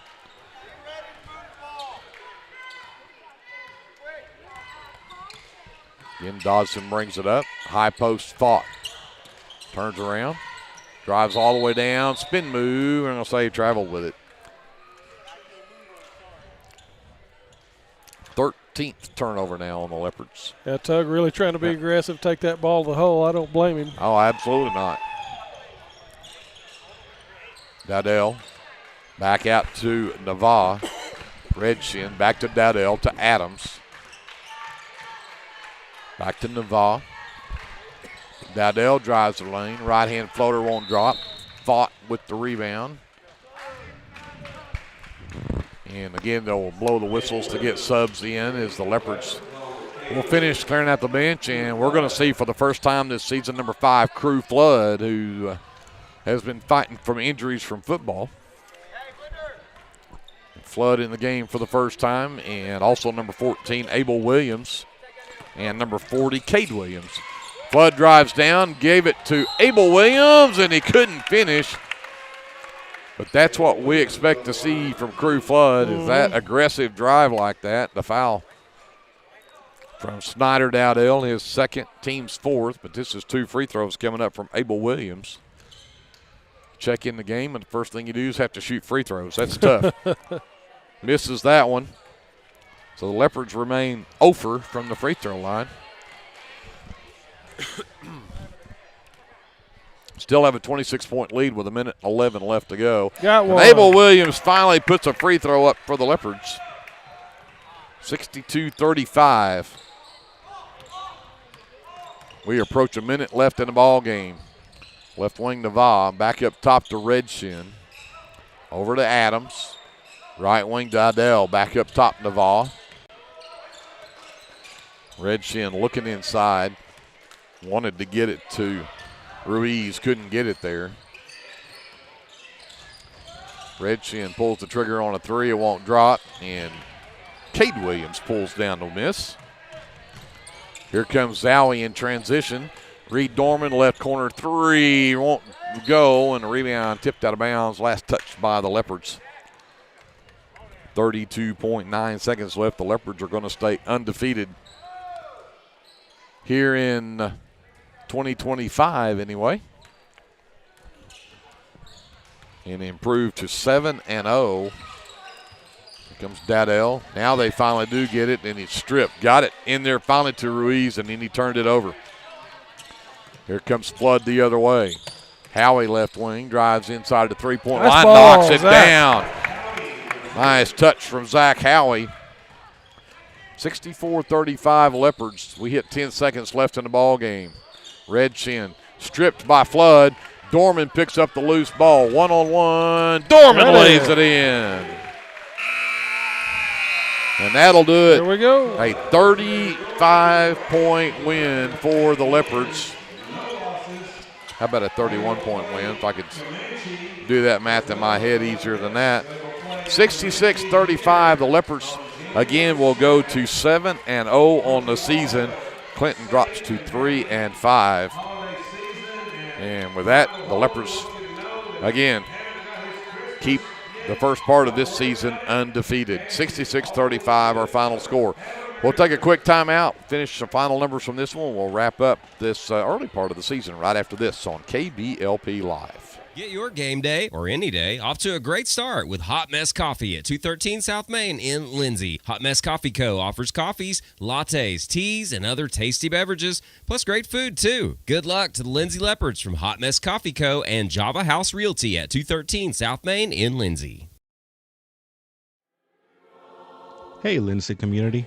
My name is Christian Torres, and I am the minister for the Lindsay Church of Christ. We would like to invite you to come and worship with us on Sundays at 10:45 a.m. and Wednesdays at 7 p.m. We're located at 1205 West Cherokee Street. Here at the Lindsay Church of Christ, you will find the truth of God's Word, spoken in love, and a group of people who love God and one another. Do you have a Bible question? Well, we have a Bible answer. Come and worship with us and be edified at the Lindsay Church of Christ. Lindsay Municipal Hospital is dedicated to providing quality service to our local community, and we're wishing our Leopards and Leopardettes a healthy and successful basketball season. Go Leopards! Hey Leopard fans, this is Nick Johnson from First Baptist Church Lindsay. At First Baptist Church, we are a family ministry and desire to faithfully proclaim the gospel in Lindsay and beyond.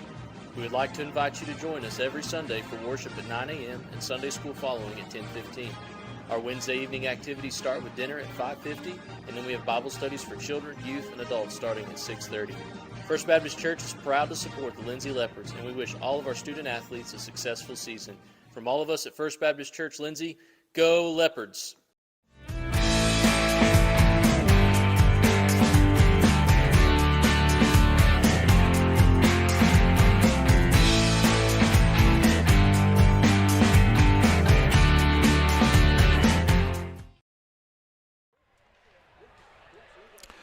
We're going to try to quickly wrap this up. They're needing to get us out of here, so we're going to do this. I'm missing a point for the Leopards, so I'll have to apologize. I've obviously written down something as a 2 that was a 3 or something here, but we'll figure all that out later.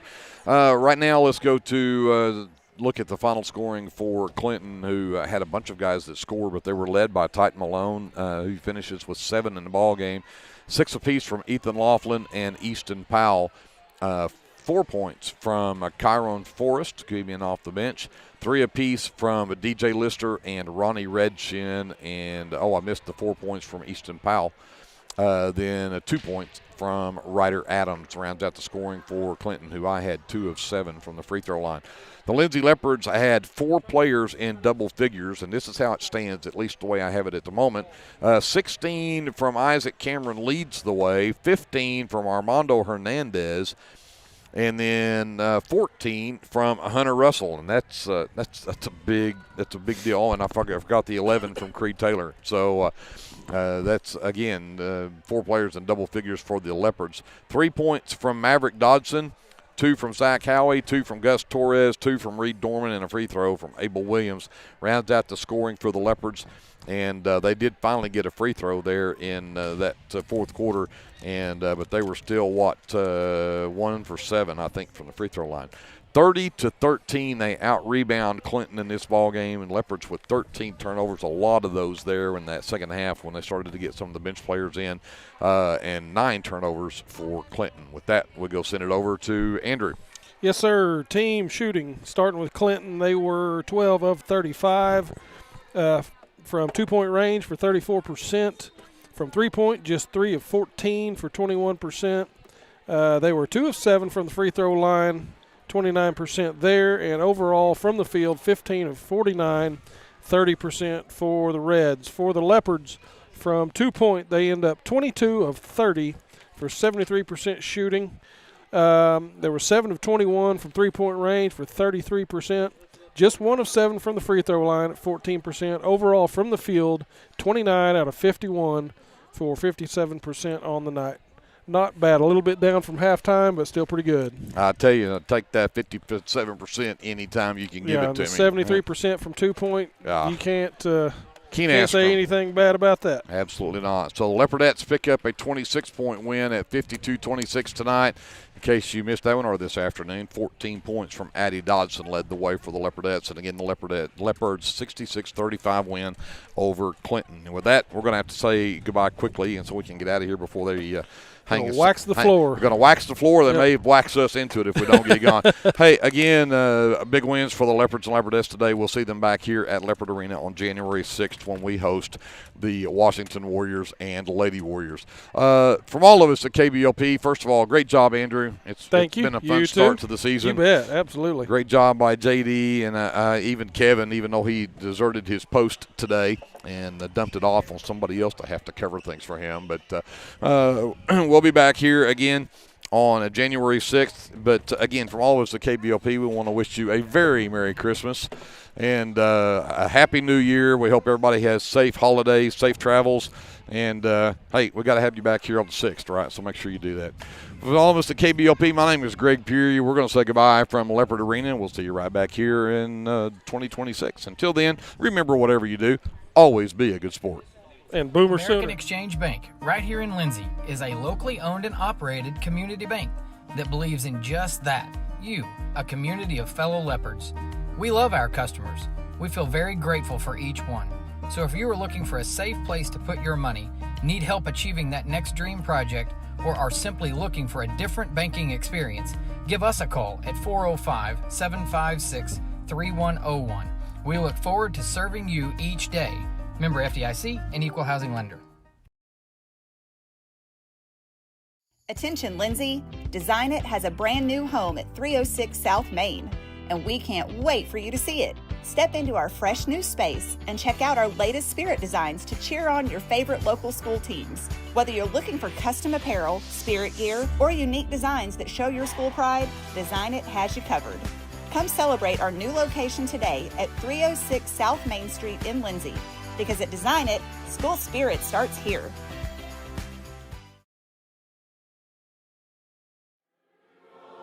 Hey, Lindsay community. My name is Christian Torres, and I am the minister for the Lindsay Church of Christ. We would like to invite you to come and worship with us on Sundays at 10:45 a.m. and Wednesdays at 7 p.m. We're located at 1205 West Cherokee Street. Here at the Lindsay Church of Christ, you will find the truth of God's Word, spoken in love, and a group of people who love God and one another. Do you have a Bible question? Well, we have a Bible answer. Come and worship with us and be edified at the Lindsay Church of Christ.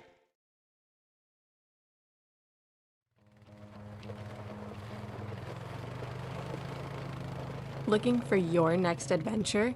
Head to Morris Motorsports in Chickasha. We carry top brands like Polaris, Can-Am, Kawasaki, and Honda. Plus, we offer a full-service and parts department.